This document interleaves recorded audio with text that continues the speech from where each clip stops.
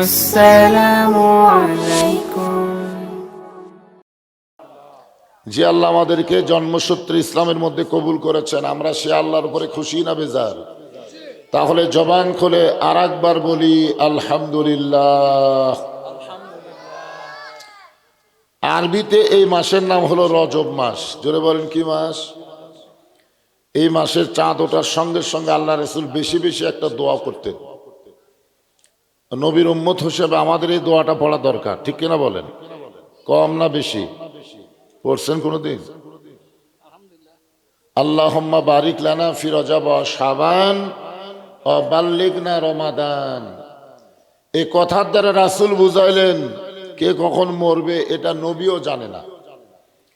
নবী কি বললেন? রজব এবং শাবানের বরকত দান করো, আর রমজান পর্যন্ত আমার হায়াতকে বাড়াইয়া দাও। হায়াত বাড়ানোর মালিককে। তাহলে আমরাও কি আল্লাহর কাছে বলতে পারি না যে আগামী রমজান পর্যন্ত আল্লাহ তুমি আমাদের হায়াতকে বাড়াইয়া দাও? বলেন সুবহানাল্লাহ। এই রজব মাসে আমাদের নবীকে আল্লাহ তাআলা আরশে নিয়ে গেছিলেন। বিশ্বাস করেন আপনারা? এই রজব মাসেই কিন্তু এক রাতকে বলা হয় লাইলাতুল মেরাজ। মেরাজ শব্দের অর্থ কি? ঊর্ধ্বগমন। আল্লাহ তাআলা নবীকে আল্লাহর আরশে নিয়ে গেছিলেন। আরশে নিয়ে গিয়ে আল্লাহ তাআলা নবীকে একটা সান্ত্বনা দিয়েছেন। বলেন সুবহানাল্লাহ। সেই সান্ত্বনা পুরস্কার স্বরূপ আমরা পেয়েছি 5 ওয়াক্ত নামাজ। সুবহানাল্লাহ বলেন। যেই বছর রাসূল মেরাজ করেছেন ওই বছরে আল্লাহ নবীর জীবনে 3টা বিশাল বিশাল কষ্ট হয়েছিল। কয়টা? 1 নম্বর কষ্ট হলো নবীর চাচা আবু তালেব মারা গেলেন। আমরা অনেক ভাস্তারা চিন্তা করি চাচা মরলে ভাস্তার কি? কারণ বাপের সাথে সবচেয়ে বেশি গন্ডগোল কার হয়? কথা কয় না, কার হয়? 1 হাত জায়গা নিয়ে বাপ চাচার গন্ডগোল, 1 হাত জায়গা নিয়ে। তো সেই চাচা মরলে ভাস্তা তো খুশি হওয়ার কথা। কিন্তু আল্লাহ নবীর চাচা আবু তালেব মারা গেলে নবী এত কষ্ট পেয়েছিলেন। কষ্ট পাওয়ার পিছনে কারণ কি? আল্লাহ নবী নিজেই বলেছেন মায়ের পেটে থাকা অবস্থা আমি এতিম ছিলাম, কিন্তু দুনিয়াতে আসার পরে আমি নবী এতিম ছিলাম না। সাহাবীরা বললেন ইয়া রাসূলুল্লাহ, মায়ের পেটে আপনি এতিম ছিলেন আর দুনিয়াতে আসার পরে এতিম ছিলেন না, এটা কেমনে? আল্লাহ রাসূল বললেন ভাগ্যগুণে এমন একটা চাচা পেয়েছিলাম যেই চাচা আমাকে এত দরদ দিয়ে লালন পালন করেছে, আমার যে বাবা নাই এটা আমি কখনো বুঝতেই পারিনি। সুবহানাল্লাহ বলেন। শিশুকালে মইরা গেছে মা, গর্ভে থাকতে মরছে পিতা, নবী চোখে দেখলেন না। কে করিবে লালন পালন, কে দিবে সান্ত্বনা, এই দুনিয়ার বড় এতিম নবী ছিলেন একজনা। আমাদের নবীকে আল্লাহ এতিম বানাইছিলেন। সূরা দোহার মধ্যে দেখবেন আলাম ইয়াজিদিকা ইয়াতীমান ফাআওয়া। এই চাচা আবু তালেব দুনিয়া থেকে বিদায় নেওয়ার কিছুদিন পরে নবীর দরদের বিবি খাদিজাতুল কুবরা দুনিয়া থেকে বিদায় নিলেন। আমরা নবীর উম্মত হিসাবে আমাদের জানা দরকার নবীর সর্বসাকুল্যে বউ কয়টা ছিলেন? আপনারা যারা সামনে বসে আছেন আপনাদেরকে জিজ্ঞাসা করতেছি, নবীর স্ত্রী কয়টা ছিল? 11টা। জোরে বলেন কয়টা? 11 জন স্ত্রী নবীর ছিলেন। সবচাইতে দরদের বিবি হলেন খাদিজাতুল কুবরা। অন্য বিবিরা ছিল নবীর বিবি, কিন্তু দরদের বিবি ছিলেন না। নবীকে সবচাইতে বেশি দরদ করেছেন তার নাম হলো খাদিজাতুল কুবরা।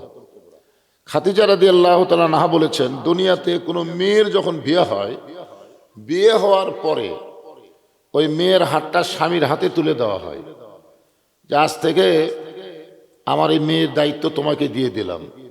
বাপ যদি না থাকে চাচা দেয়, চাচা না থাকলে মামা দেয়, কোনো একজন মুরব্বি তো তুলেই দেয়, দেয় কি দেয় না?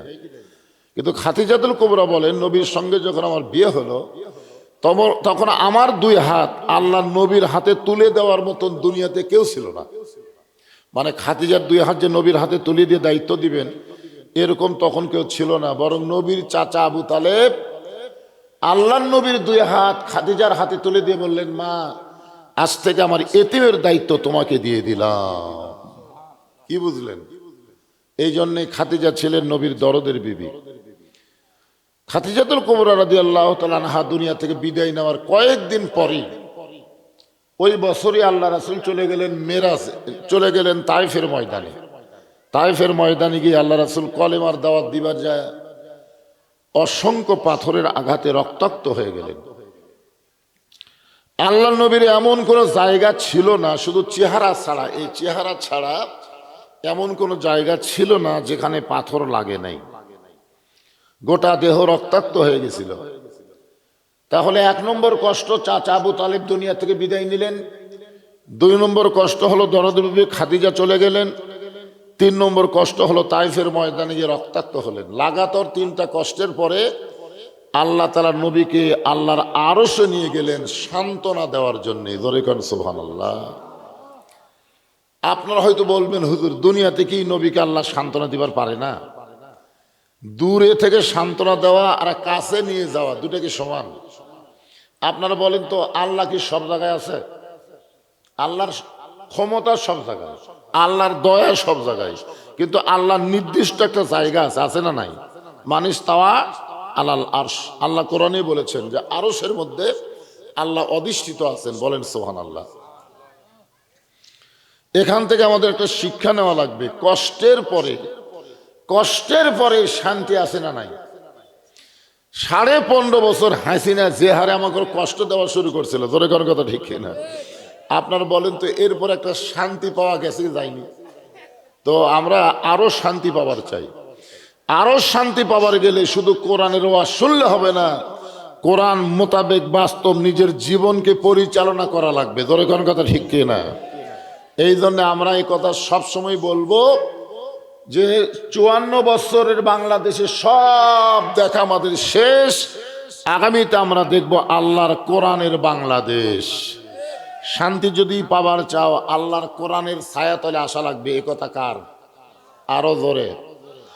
অনুনাজ্জিলু মিনাল কুরআনি মা হুয়া শিফাউ ওয়া রাহমাতুল লিল মুমিনিন। এখানে আল্লাহ মুমিনদেরকে লক্ষ্য করে বলতেছেন যে কোরআনকে আল্লাহ নাজিল করেছে মুমিনদের জন্য শেফা স্বরূপ এবং রহমত স্বরূপ। বলেন সুবহানাল্লাহ। তো রহমত মানেই তো শান্তি। রহমত মানে কি? একটা মানুষ সুস্থ থাকার মানে কি? কষ্ট না শান্তি? তো কোরআনকে আল্লাহ শেফা স্বরূপ, রোগ মুক্তি স্বরূপ এবং রহমত স্বরূপ মুমিনদের জন্য নাজিল করেছে। আমরা যারা মুমিন, আমাদের জন্য রহমত এবং রোগ মুক্তি দরকার আছে না নাই? যেরকম আমি আজ কয়েকদিন হলে শরীর সুস্থ আছে, কিন্তু আমার কণ্ঠটা সুস্থ নাই। আমার কণ্ঠ একেবারে অতিরিক্ত ঠান্ডার কারণে, যেটা জীবনে কোনোবার হয়নি, এবছর হয়েছে, কণ্ঠটা বেয়ে গেছে। আমি কিন্তু ওয়াজ করবার যায় খুব একটা শান্তি পাচ্ছি না। কথা বলতেছি, মনে হয় কথা নিজের কাছে বিরক্ত লাগতেছে। এটাতে কি বোঝা গেল? কণ্ঠ একটা কি? আল্লাহর নিয়ামত। এটা ভালো থাকলে সুস্থ, খারাপ হলে অসুস্থ।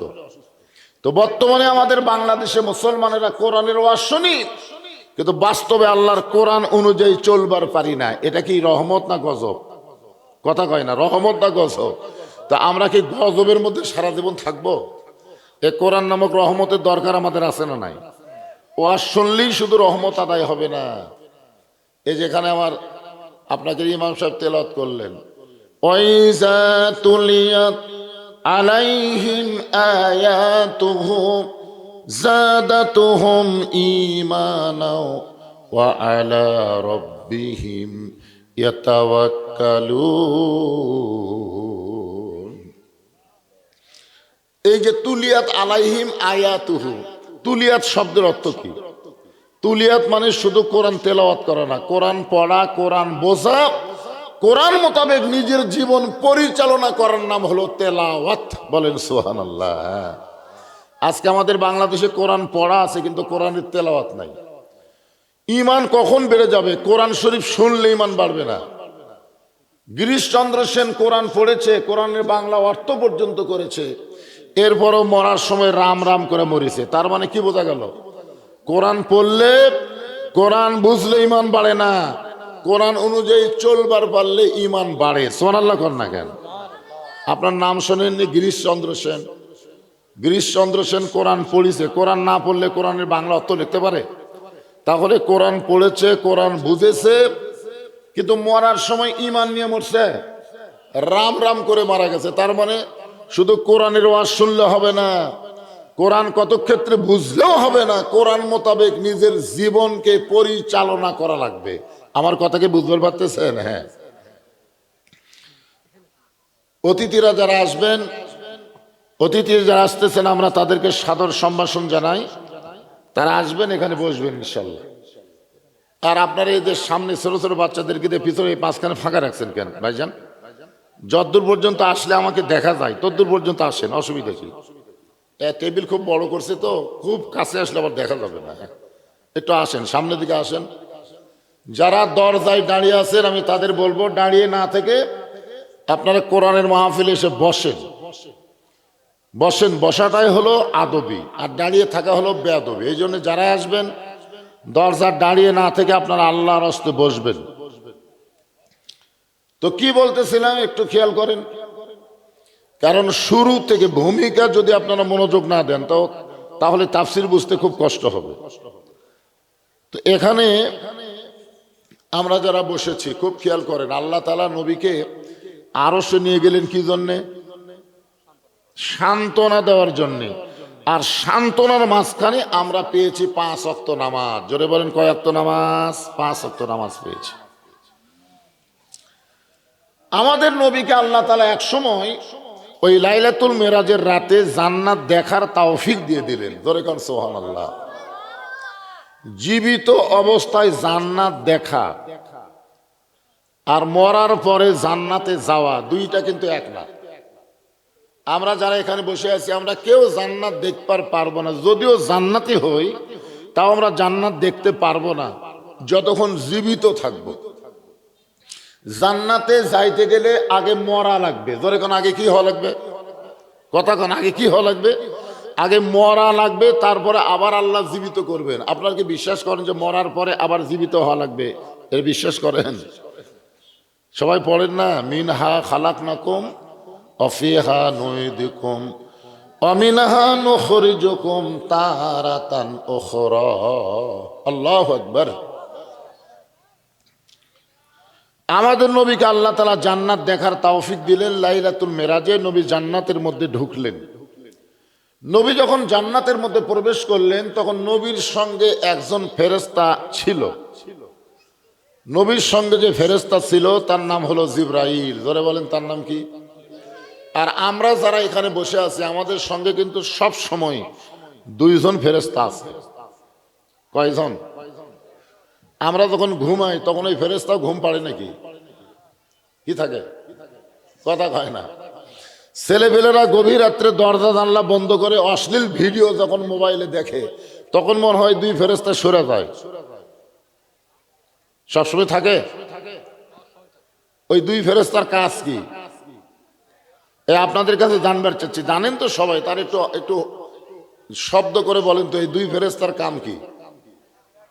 কি লিখবে?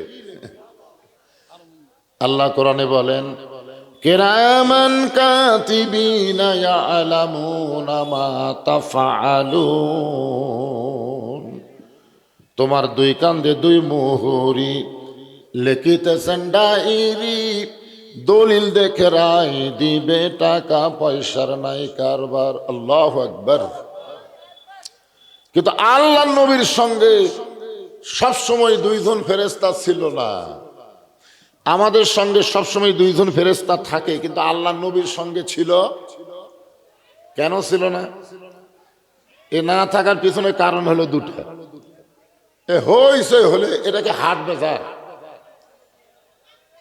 এই বুড়ো মাহফিল কমিটিরা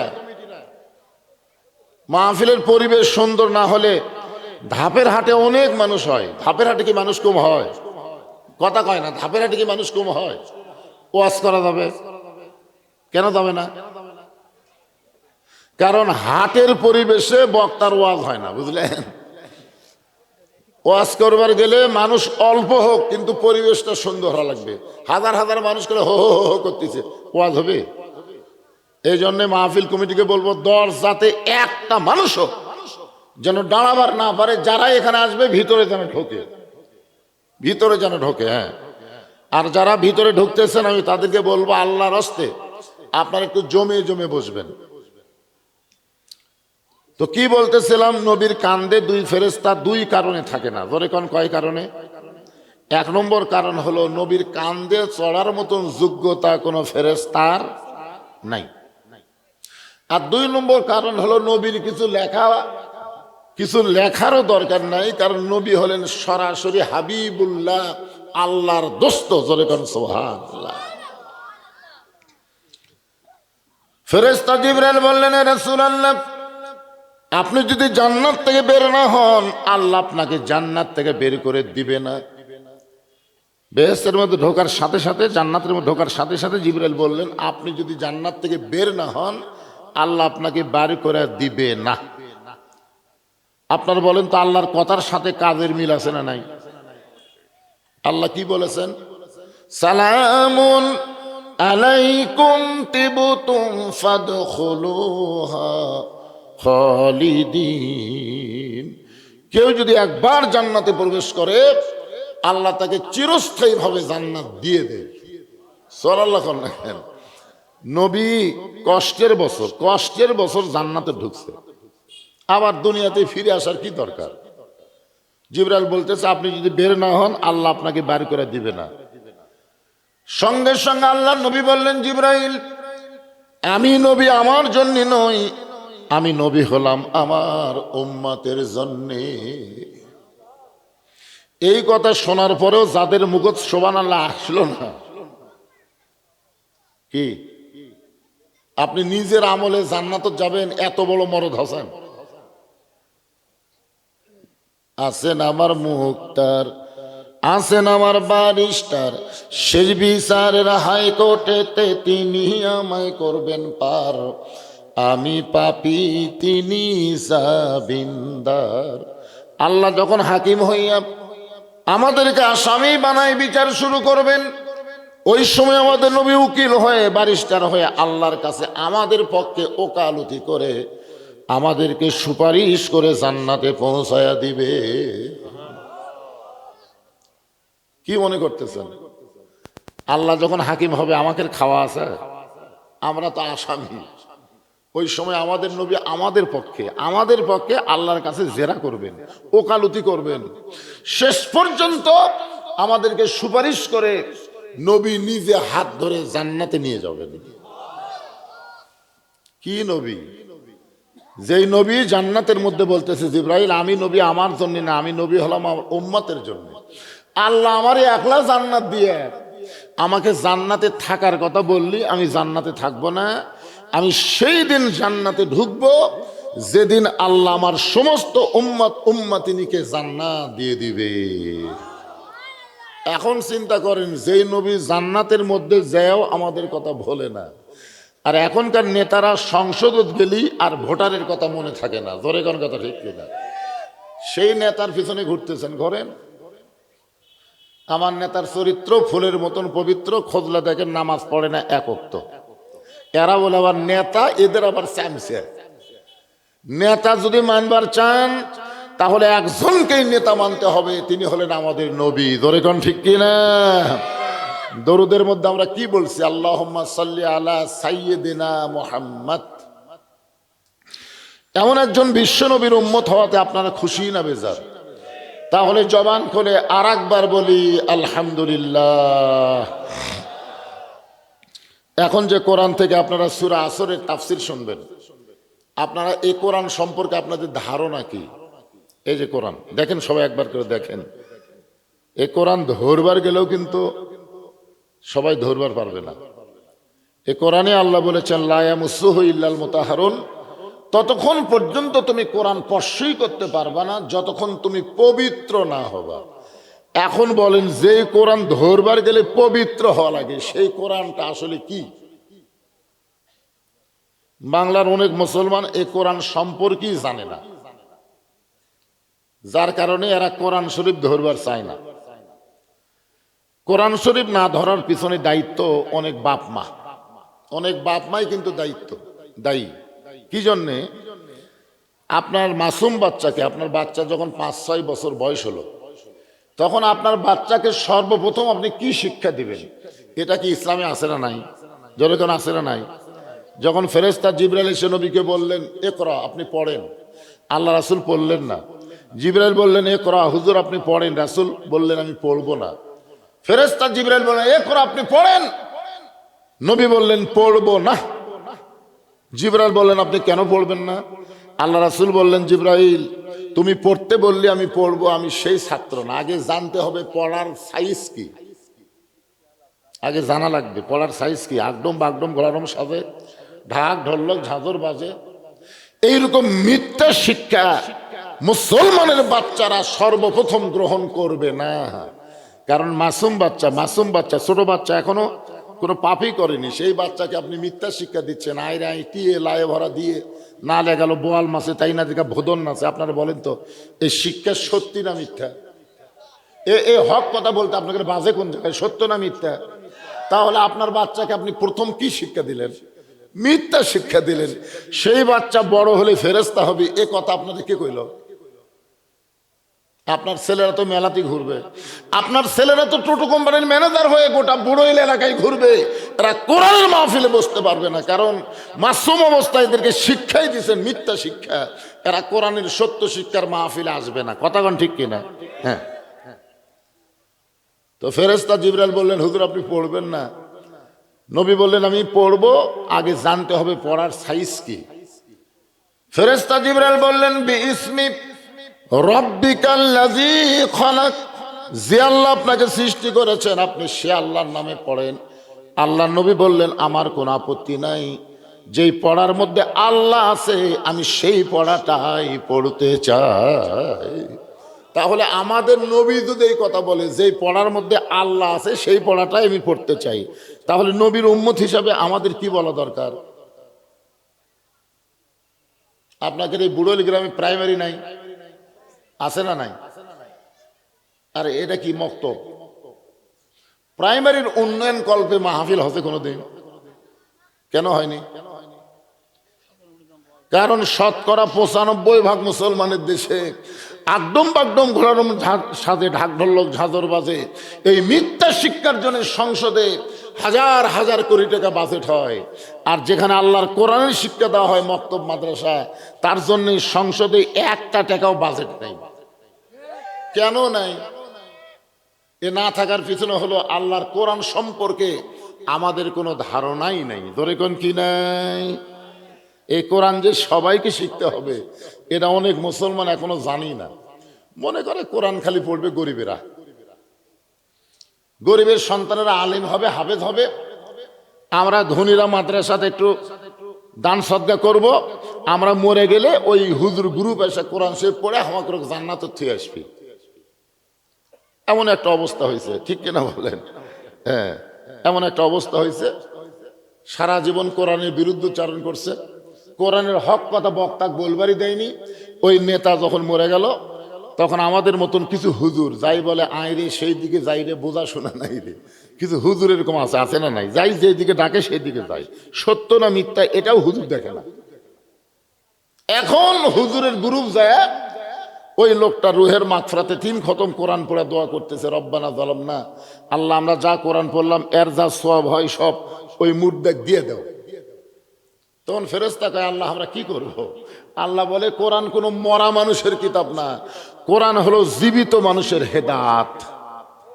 আপনারা বলেন তো কোরআন মরা মানুষের জন্য খতম দেওয়ার কিতাব? যেই কোরআনের প্রথমে আল্লাহ বললেন জালিকাল কিতাবু লা রাইবা ফি হুদাল লিল মুত্তাকিন। আল্লাহ যদি এখানে বলতেন হুদাল্লিন নাস, যে এই কোরআনের মধ্যে কোনো সন্দেহ নাই, এই কোরআন পাইকারি হারে সবাইকে হেদায়েত দিবে, আল্লাহ কিন্তু এ কথা বলে নাই। আল্লাহ বলেছেন হুদাল্লিল মুত্তাকিন, কোরআন থেকে হেদায়েত সবাই পাবে না, মুত্তাকি বান্দা বান্দি যারা আল্লাহর কোরআন থেকে হেদায়েত পাবে তারা। বলেন সুবহানাল্লাহ। এই মোত্তাকি মানে কি? এই যে মোত্তাকি, আল্লাহ বললেন হুদাল্লিল মোত্তাকিন। মোত্তাকিদের এক নম্বর বৈশিষ্ট্য, কয়েকটা বৈশিষ্ট্যের মধ্যে এক নম্বর বৈশিষ্ট্য হলো আল্লাযীনা ইউমিনুনা বিল গায়ব, অদৃশ্যের প্রতি বিশ্বাস স্থাপন করা। অদৃশ্য বলতে কি বুঝতেছেন? যাকে আমরা দেখি নাই। আমরা কি কোনোদিন আল্লাহ দেখছি? সে আল্লাহর প্রতি আমাদের বিশ্বাস আছে না নাই? কেমন বিশ্বাস? আপনারা বলেন তো, আল্লাহ কি মাঝে মধ্যে দেখে না সব সময় দেখে? সব সময় দেখে। যে যখন আপনি ঘুষ খাচ্ছেন, সুদ খাচ্ছেন, ওই সময় আল্লাহ দেখে? দেখে। আসরের নামাজ পড়ে জমির ধান দেখবার গেছে, যা দেখে ওপর জমির পানি চলমল করতেছে, নিচে আর জমির পানি নেই। ওই চারিদিকে তাকায় দেখে কেউ নাই, আস্তে করে বসে বিসমিল্লাহ কয়ে জমির আল কাটছে। বিসমিল্লাহ কয়ে জমির আল কাটা, ওই পানিতে হাত ধোছে, ধুয়ে আবার দাঁড়ায় চারিদিকে তাকায় বলতেছে আলহামদুলিল্লাহ, কেউ দেখেনি। লোকটা কিন্তু আসরের নামাজও পড়ছে, অথচ এই লোকটা মোত্তাকি না। নামাজও হতে পারে কিন্তু লোকটা মোত্তাকি না। মোত্তাকি হবার গেলে তার ঈমান বলবে কেউ না দেখলো আল্লাহ দেখতেছে। ধরে কোন কথা ঠিক কিনা? কেউ না লিখলেও আমার দুই কান্দে দুটো ফেরেশতা কিন্তু লিখতেছে। কি কোন লিখতেছে না? এখন আসেন, এই কোরআন থেকে হেদায়েত নিতে গেলে কি হওয়া লাগবে?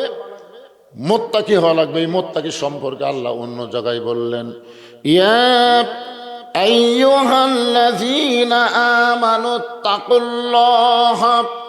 হাক্কা তুকাতিহি ওয়া লা তামুতুন্না ইল্লা ওয়া আনতুম মুসলিমুন।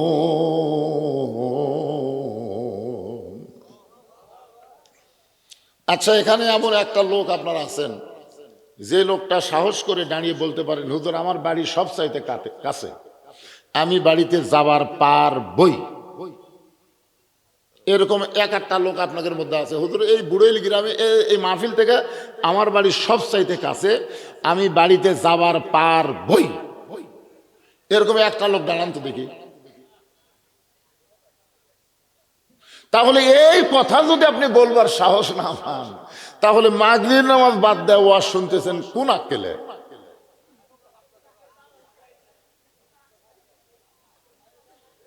আপনি যে এশার নামাজ পর্যন্ত বাঁচবেন এ গ্যারান্টি আছে? এ কথাখান আছে?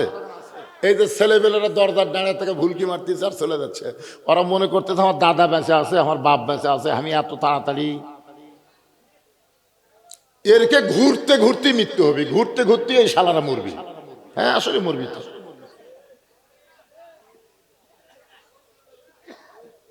শোনেন, আল্লাহর কোরআন এই বুড়া মানুষকে শোনা কোনো লাভ হবে না, এই যুবকদের শোনা লাগবে। জোরে কথা কন না কেন ভাইজান? মানুষের যখন চামড়া ঢিল হয় সে তো আল্লাহর সাথে মিল দিবি। চামড়া ঢিল আল্লাহর সাথে দিছে মিল, আর কোনো অকাম বদকাম করার শক্তি নাই। এখন কি করবি? সারা জীবন ঘুষের চাকরি করছে, চাকরি রিটায়ার হয়ে গেছে, ও এখন আল্লাহর ভয়ে কান্দিছে আর বলতেছে আল্লাহ আমি আর জীবনে ঘুষ খাবো না, আল্লাহ আল্লাহ তুই আমাকে মাফ করে দে, আমি আর জীবনে ঘুষ খাবো না। তো চাকরি আসা, তোর চাকরি নেই, তুই ঘুষ কেমনি খাবি? ওই সময় কান্দে। আমাদের যৌবন বয়সের সময় আল্লাহকে ভয় করা লাগবে ভাই। হাসরের ময়দান আল্লাহর সামনে যখন দাঁড়াবো, আল্লাহ প্রত্যেকটা বান্দা বান্দিকে বলবে তোমার শৈশবকালের কোনো হিসাব আমি আল্লাহ নিব না, তোমার বুড়াকালের কোনো হিসাব দেওয়া লাগবে না, খালি যৌবনকালের হিসাব দেওয়া জান্নাত যাও।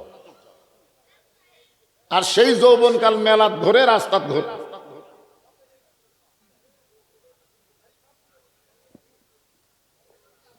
হ্যাঁ শোনেন, একটু মনোযোগ দিয়ে শোনেন। সূরা আসর, ছোট্ট একটা সূরা, আপনাদের সামনে সময়ের দিকে খেয়াল করে আলোচনা করবে ইনশাআল্লাহ। এখন আসেন, আল্লাহ তাআলা বলতেছেন ওয়াল আসরি ইন্নাল ইনসানা লাফি খুসর। আসর শব্দের অর্থ হলো সময়। আসর মানে সময়। জোরে কারণ আসর মানে কি? সময় অত্যন্ত একটা গুরুত্বপূর্ণ বিষয়। আমার জীবনের সময়ের দাম আছে না নাই? এখন আমি আল্লাহকে যদি বলি আল্লাহ আমাকে তুমি যত টাকা দিছো সব টাকা ফেরত দাও, 30 বছরের সময় আমাকে ফেরত দাও, আল্লাহ দিবি? 30 বছরের কি মজা রে। এখন এসে বুঝতেছি ভাই, এখন বুঝতেছি সময় কত দাম। এই জন্য আব্দুল আলিম একটা গান গাইছিল, ছোটবেলায় শুনছিলাম কিন্তু গুরুত্ব দেইনি। আমার ভাই এখন গুরুত্ব দিবি ইনশাল্লাহ। মিশে মায়াই বন্দি থাইকা করলাম কত খেলা, পশ্চিমে তাকায়া দেখো তোমার ডুইবা গেছে বেলা, এক পলকের নাই ভরসা, এক পলকের নাই ভরসা, মিশে সকল আশা, কখন বুঝি দারুণ ঝড়ে ভাঙবে তোমার বাসা। সময় অত্যন্ত গুরুত্বপূর্ণ একটা বিষয়, যার কারণে আল্লাহ সময়ের শপথ করলেন, অল আসর, সময়ের শপথ। বর্তমান আপনাদের বুড়োইলে যে সময় চলতেছে, বর্তমান আপনাদের বুড়োইলের অবস্থা কেমন? বর্তমান সময়, এই সময় আপনাদের বুড়োইলের অবস্থা কি রকম? মাশাআল্লাহ। আচ্ছা, আপনাদের এই গ্রামের মেয়ে মানুষরা কি নর্মালে বাচ্চা নেয় না সিজার করে নেয়?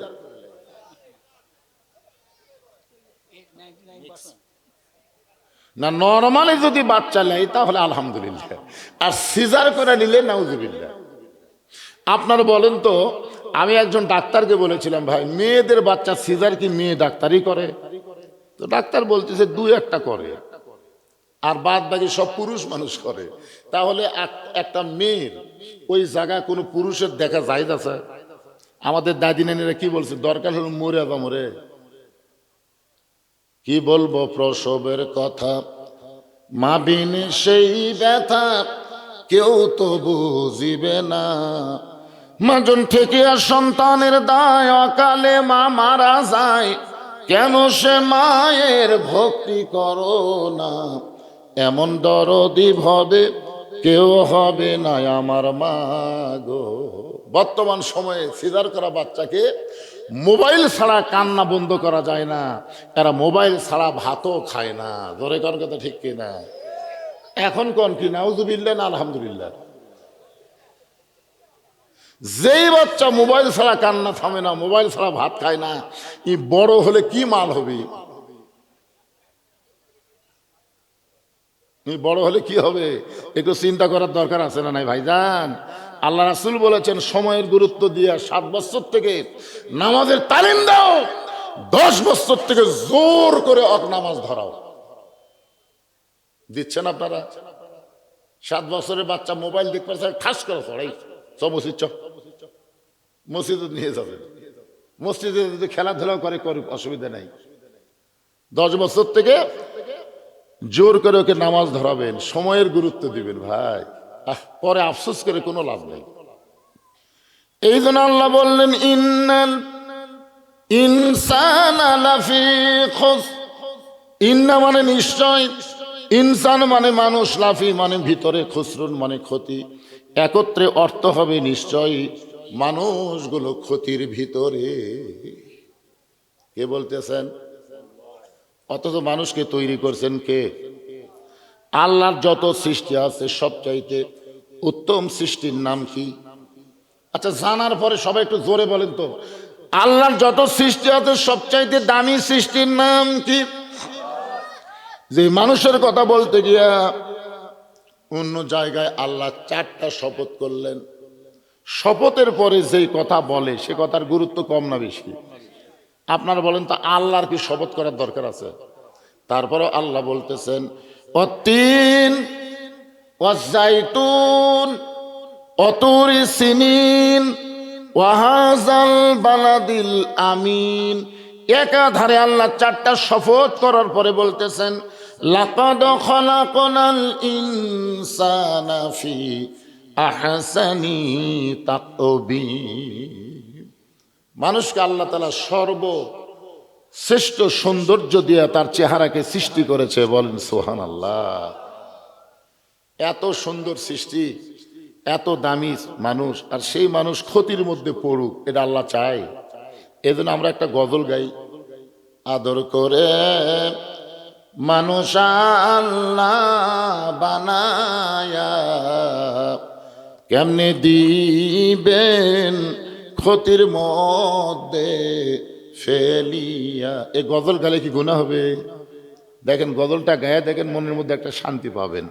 আদর করে মানুষ আল্লাহ বানায়া কেমনে দিবেন ক্ষতির মধ্যে ফেলিয়া। কত আদর করে আল্লাহ তৈরি করে ফেরেশতাকে বললেন সেজদা কর। সেজদার মালিককে। আর সে আল্লাহ বলতেছেন উসজুদুলি আদামা, আদমকে সেজদা কর। ফেরেশতারা চমকে উঠছেন। যে সেজদার মালিক আল্লাহ, সে আল্লাহ আদমকে সেজদা করবার বলতেছে। কেন বলতেছে, কি জন্য বলতেছে? ফেরেশতা কোনো প্রশ্ন না করে সমস্ত ফেরেশতারা আদমকে সেজদা করলেন। শুধু একজনই করে নাই ফেরেশতার মধ্যে থেকে, সে কিন্তু ফেরেশতা না, সে হলো জিনের বাচ্চা। কার বাচ্চা? যাকে পরবর্তীতে পাওয়া গেছে ইবলিস। আগে ছিল আজাজিল, সেজদা না দেওয়ার কারণে কি হয়ে গেছে? ইবলিস। আল্লাহ বলতেছে কে রে ইবলিস? সবাই আদমকে সেজদা করলো, তুই করলি না কেন? ইবলিস বলতেছে আল্লাহ আমি হচ্ছে আগুনের তৈরি, আদম হচ্ছে মাটির তৈরি। ইল্লা ইবলিস আবা ইস্তাকবার। সঙ্গে সঙ্গে আল্লাহ বললেন বের হয়ে যা, আমার রহমতের মধ্যে হেদায়েতের মধ্যে তোর আর কোনো জায়গা নাই, বের হ। শয়তান বলতেছে আল্লাহ 6 লক্ষ বছর আপনাকে সেজদা করলাম, আর একটা সেজদা আদমও করিনি, এত গরম। আল্লাহ কয় লক্ষ বছর করছে? এ জোরে কর, কয় লক্ষ? 6 লক্ষ বছর আপনাকে সেজদা করলাম আল্লাহ, আর আদমকে একটা সেজদা করিনি, আপনি এত রাগ করলেন।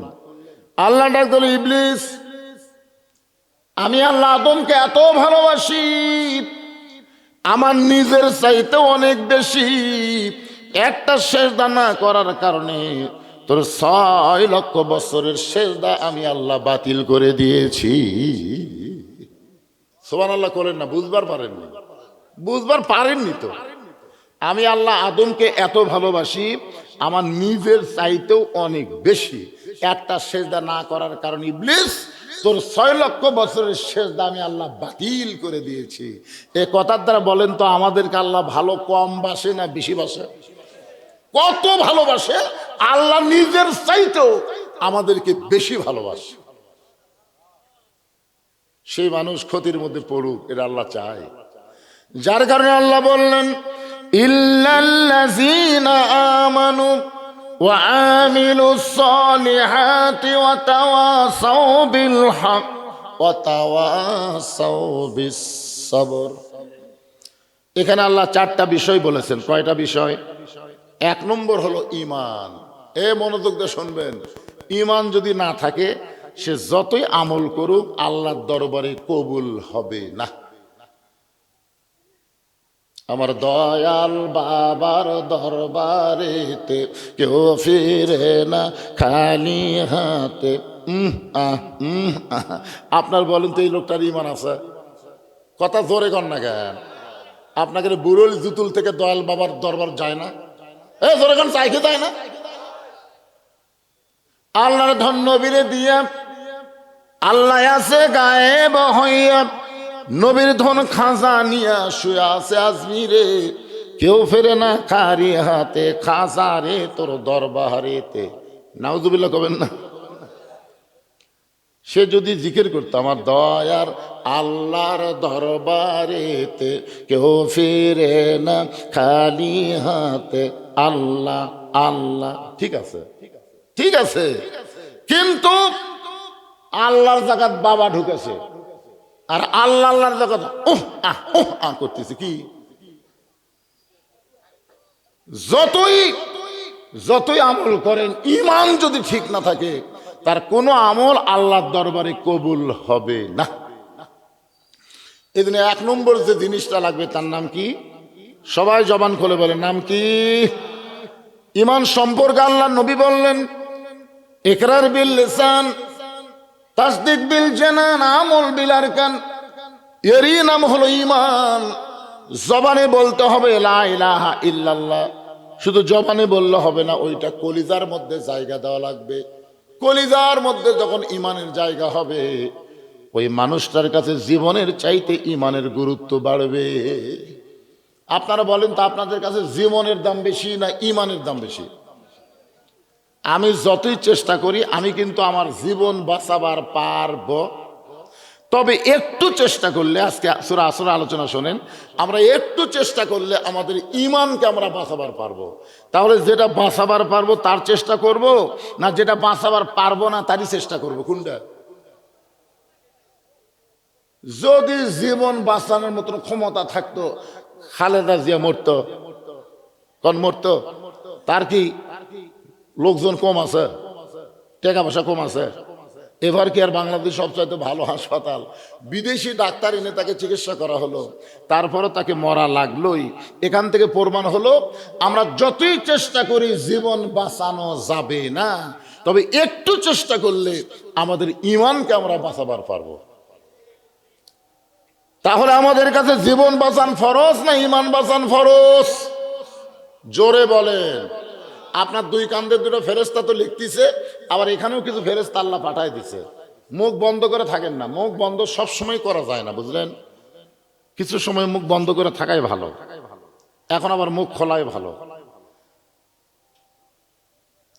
তো এখন এই ইমানটা হলো কলিজার মধ্যে যখন জায়গা দিবে তখন তার অবস্থাটা কি হবে? তাই মৃত্যুর পরোয়া করবে না। যেরকম কিছুদিন আগে আমরা একজনকে দেখলাম, নাম হলো ওসমান হাদি। ধরে কোন নাম কি? নাম শুনছেন? ওসমান হাদির নাম শুনছেন? আকাশেতে লক্ষ তারা, একটা চাঁদের আলো, হাজার কোটি মানুষের চাইতে একজন ওসমান হাদি ভালো। ওসমান হাদি সব সময় বলতো আমি যে কোনো সময় মারা যাব। ওসমান হাদি যখন দুনিয়া থেকে বিদায় নিল, তার সবাই বলল, কোনোদিন সে 5 ওয়াক্ত নামাজ বাদ দেয় নাই, কোনোদিন কোরআন তেলাওয়াত বাদ দেয় নাই, এবং 5 ওয়াক্ত নামাজ ওসমান গনি জামাতের সঙ্গে আদায় করেছে। যেদিন তাকে হত্যা করা হলো তার আগের নামাজ সে মসজিদে আদায় করে জনগণের কাছে গেছে, এমন সময় তাকে হত্যা করা হলো। এখান থেকে প্রমাণ হলো ওসমান হাদি মৃত্যুবরণ করে নাই। ওসমান হাদি সম্পর্কে আল্লাহ কোরআনে বলেন, ওয়ালা তাকুলু লিমান ইউকতালু ফি সাবিলিল্লাহি আমওয়াতুন বাল আহইয়াউ ওয়ালাকিন লা তাশউরুন। তাসদিক বিল জানান, কলিজার মধ্যে যখন ঈমান থাকবে। একজন আমিরকে, সাবেক আমির মতিউর রহমান নিজামী, নাম শুনছেন? তাকে উকিল বলতেছে, স্যার আপনি যদি রাষ্ট্রপতির কাছে বাঁচার দরখাস্ত লেখেন, তাহলে রাষ্ট্রপতি দয়া করে যদি আপনাকে মাফ করে দেয়, আপনার ফাঁসি কার্যকর হবে না, কারণ আপনি একটা দলের আমির, আপনার দিকে দয়া করে আপনার ফাঁসি কার্যকর মাফ করে দিতে পারে, তো আপনি একটা দরখাস্ত লেখেন। তখন মতিউর রহমান নিজামী মুচকি মুচকি হাসতেছে। উকিল বলে, স্যার আপনি হাসেন কেন? বলতেছে, তাসদিক বিল জেনান, আমার কলিজার মধ্যে ঈমান আমাকে বলতেছে এই বাংলাদেশ হওয়ার পর থেকে 3 জন রাষ্ট্রপতি ক্ষমতা থাকা অবস্থায় মারা গেছে। কয়জন? একটা হলো শেখ মুজিবুর রহমান, একটা জিয়াউর রহমান, একটা জিল্লুর রহমান। যারা ক্ষমতা থাকতে নিজেরাই মরে যায়, কোন ইমানদার তাদের কাছে জীবন ভিক্ষা চায় না, কারণ ইমানদারের জীবন নিতে পারে, দিতে পারে একমাত্র আল্লাহ। ধরে কোন কথা ঠিক কিনা? তখন উকিল বলতেছে, গোয়ারকির কারণে আপনার ফাঁসি হবে। নিজামী সাহেব মুচকে মুচকে হেসে বললেন যে, তোমরা বলতেছো আমার ফাঁসি হবে, কিন্তু আমার আল্লাহর কোরআন বলতেছে, আমার ঈমান বলতেছে আমার ফাঁসি হবে না। বলে, ফাঁসি যদি না হয় তাহলে আপনার কি হবে? বলে, ফাঁসি হয়তো দড়ি দিয়ে তোমরা দেখতে পাবা আমার গলায় লাগাইছে, কিন্তু দুনিয়া থেকে বিদায় নেওয়ার সঙ্গে সঙ্গে আল্লাহ তাআলা ঈমানদারদের জন্য 8টা জান্নাতের দরজা খুলে ধরেছে।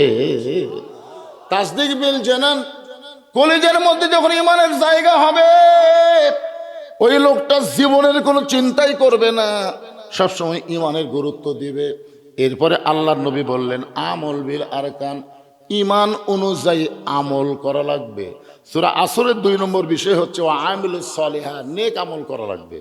আপনারা বলেন তো, ঈমান গ্রহণ করার পরে যে আমল না করলে ঈমান থাকেই না, সে আমলের নাম কি?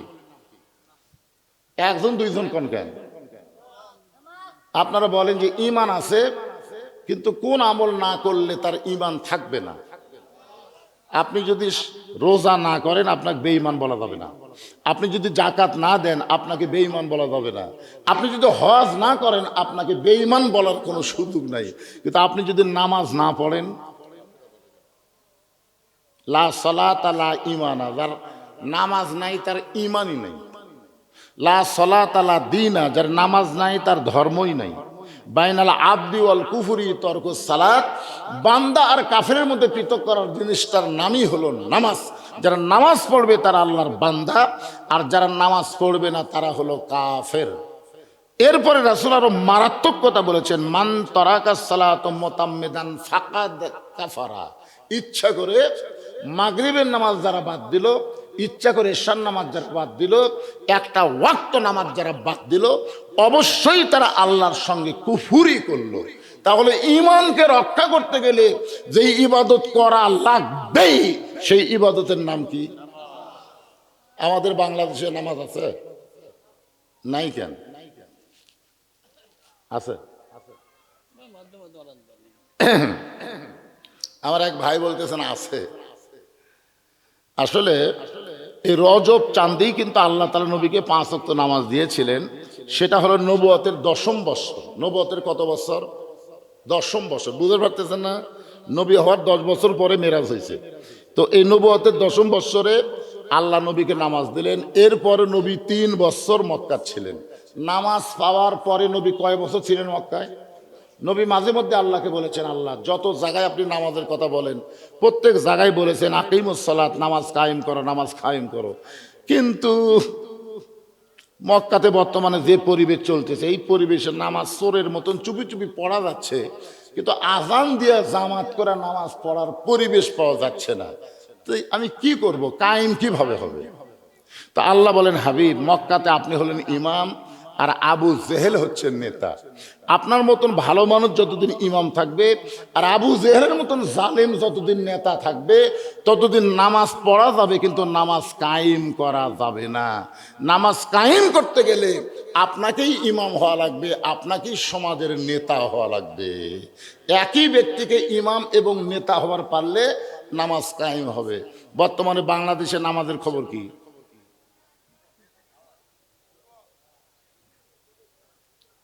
বাপ পড়ে, বেটা পড়ে না। দেখবেন আজ ফজর আজান শুনে বাবা চেতন পায়, বেটা ল্যাপের মধ্যে গোতা মারে। গোতা মারা বোঝেন না? আগে আসলে 3.5 হাত, আজান শুরু হওয়ার পরে হচ্ছে 2.5 হাত। আজান দেওয়ার আগে কিন্তু 3.5 হাত ঠিকই ছিল। যে আজান শুনবে না, যে একটা বন্ধু ফেসবুক চলাছে, আর আজান ভালো লাগবে? যে আজান শুরু হয়েছে আস্তে আস্তে ল্যাপ মাথার উপর দিচ্ছে, পাও বার হচ্ছে, পাও টানে বুকের কাছে থুছে। বাপ যাওয়ার সময় জানলাতে তাকে দেয়, কে রে? পাও নাই, মাথাও নাই, মনে হয় চাউলের বস্তা ঢাকাত হচ্ছে। বিড়াই যেমন ইন্দুর ধরে, বাবা চুপি চুপি এসে বেটার কম্বল টান দিয়ে দেখে সাইড থেকে সকালবেলা কুত্তার সাইজ আর কম্বলের মধ্যে বেটার সাইজ একই সাইজ। এখন বলেন বাবা নামাজ পড়ে, বেটা নামাজ পড়ে না, দাদা নামাজ পড়ে, নাতি নামাজ পড়ে না, স্বামী নামাজ পড়ে, বউ নামাজ পড়ে না। এই নামাজ পড়া দিয়ে আমরা জান্নাতে যাবার পারবো? কারণ জান্নাতে যাইতে গেলে আল্লাহ বলেছেন, কু আনফুসাকুম ওয়া আহলিকুম নার। জাহান্নামের আগুন থেকে যদি বাঁচতে চাও তাহলে তুমি শুধু ভালো হলে চলবে না, তোমার আহাল পরিবার সবাইকে নিয়ে জাহান্নাম থেকে বাঁচার চেষ্টা করো। ভাইজান, আমার এই ভাইটা যেটা বলছে হুজুর নামাজ আছে, এটা হলো জুমার নামাজ। কোন নামাজ? এই লাইলাতুল মিরাজে আল্লাহ যে নবীকে 5 ওয়াক্ত নামাজ দিল, এর মধ্যে কিন্তু জুমার নামাজ নাই। এর মধ্যে কিন্তু জুমার নামাজ নাই। জুমার নামাজের গুরুত্ব আর 5 ওয়াক্ত নামাজের গুরুত্ব আকাশ পাতাল তফাৎ। এই 5 ওয়াক্ত নামাজ সম্পর্কে হাদিস, লা সালাতা লা ঈমানা, যার নামাজ নাই তার ঈমান নাই। এটা জুমার নামাজ না। জুমার নামাজ আল্লাহ নবীকে কখন দিছে আপনারা জানেন? লাইলাতুল মিরাজে কিন্তু আল্লাহ নবীকে জুমা দেয়নি, জুমার নামাজ দিছে মদিনা যখন রাষ্ট্র হয়ে গেল, তখন আল্লাহ তাআলা পবিত্র শুক্রবারে জুমার নামাজ, জোহরের নামাজকে তুলে নিয়ে জুমার নামাজ দিয়ে দিল। ধরে করেন সুবহানাল্লাহ। হ্যাঁ, তো জুমার নামাজ কি প্রতিদিন না সপ্তাহে একদিন? তো আপনারা সপ্তাহে একদিন জুম্মা পড়াই নামাজের দায়িত্ব আদায় করে চাচ্ছেন?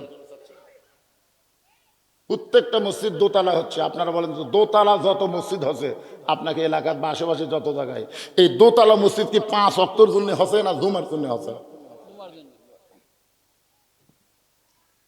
সব জুমা। ফজরের খবর কি? ফজর বুঝতেছেন না হুজুর, শীতের দিন। জোহরের খবর কি? কাজ কামের দিন। আসরের খবর কি? হাট বাজারে গেছে। মাগরিবের খবর কি? হাট বাজার করে আসে হিসাব করতেছে। এশার খবর কি? ওই ফজরের মতো। তো ফজরের মতো কয় কাতার ভাই? বলে ওই যে হুজুর 1 কাতার। তো মসজিদের মধ্যে কয় কাতার? কয় 6 কাতার। তো 1 কাতারই হয় না, তার দোতলা করবে কেন? তখন সেইটারই বলতেছে ওই যে জুমার দিনে সবার শেষে এসে আগে যায়, ওই শালাকের জন্য দোতলা করা লাগতেছে। এরা কিন্তু মুসল্লি না, এরা হলো শালা। তাও সেক্রেটারির কাছে এরা শালা, কিন্তু আল্লাহর কাছে এরা শালাও না। আল্লাহ বলতেছেন ফাওয়াইলুল লিল মুসাল্লিন আল্লাযীনা হুম আন সালাতিহিম সাহুন আল্লাযীনা হুম ইরাউন ওয়া ইয়ামনাউনাল মাউন। একজন আমাকে বলে হুজুর জুম্মার নামাজ সম্পর্কে আল্লাহ কিছুই দিবে না। আমি বললাম আল্লাহ হচ্ছেন লা তাকনাতু মির রাহমাতিল্লাহ। আল্লাহ বলছেন আমার দয়া থেকে তোমরা নিরাশ হয়ো না। কথা কার? তা আল্লাহ হয়তো হাসন ময়দানে বলবে যারা 5 ওয়াক্ত পড়ো নাই, খালি জুম্মা পড়ছো, সবার শেষে আগে গেছো, আমি আল্লাহ দয়া করে তোমাকে জান্নাত দিলাম, যাও। তখন জুম্মা আল্লাহরা খুশি হবি ভাই। তারা জান্নাতে যাওয়ার কথা শুনে এক দৌড়ে জান্নাতের দরজা যায়, দেখবে বিশাল একটা তালা দেওয়া। জুম্মা পাটি বলবে আল্লাহ জান্নাত দিলেন, তালা দে, খুঁজে দেখ চাবি তোর কাছে আছে। ওরা খুঁজে দেখবে একটা চাবি আছে, ওই চাবিটা তালার মধ্যে ঢুকবে কিন্তু ঘুরবি না। জুম্মাওয়ালারা বলবে আল্লাহ চাবি তো পেলাম, তালার মধ্যে ঢুকলো কিন্তু ঘোরে না যে। আল্লাহ বলবে তালার মধ্যে 5টা দাগ আছে, তোকে চাবির মধ্যেও 5টা দাগ থাকা লাগবে, দাগে দাগে মিল হবে, কুট্টুস করে খুলে দেবে। এখন দেখ তো চাবির খবর কি? তখন চাবি বের করে করবে আল্লাহ আমাকে চাবি তো তেলা, আমাকে চাবির মধ্যে 5টা দাগ নেই। কিসের দাগ? আল্লাহ বলবেন 5 ওয়াক্ত নামাজের দাগ। 5 ওয়াক্ত নামাজের দাগ, তালার মধ্যেও 5টা দাগ, দাগে দাগে মিল হবে, কুট্টুস করে খুলে যাবে। আমাকে দাগ নাই। আল্লাহ তখন বলবে যে জান্নাত দেখে ফেরত আয়। যারা শুধু জুম্মা মারতেছেন 5 ওয়াক্ত পড়েন না, এরা জান্নাত দেখতে পারবেন আল্লাহর দয়াতে, কিন্তু ভিতরে ঢুকতে পারবেন না। ভিতরে ঢুকতে গেলে 5 ওয়াক্ত দরকার আছে না নাই? এ দরকার আছে না নাই?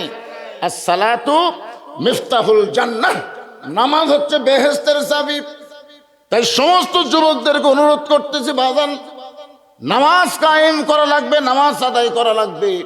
ইমানকে যদি রাখতে চাই 1 নম্বর নেক আমল। নামাজ ছাড়া ইমানকে রাখার কোনো উপায় নাই।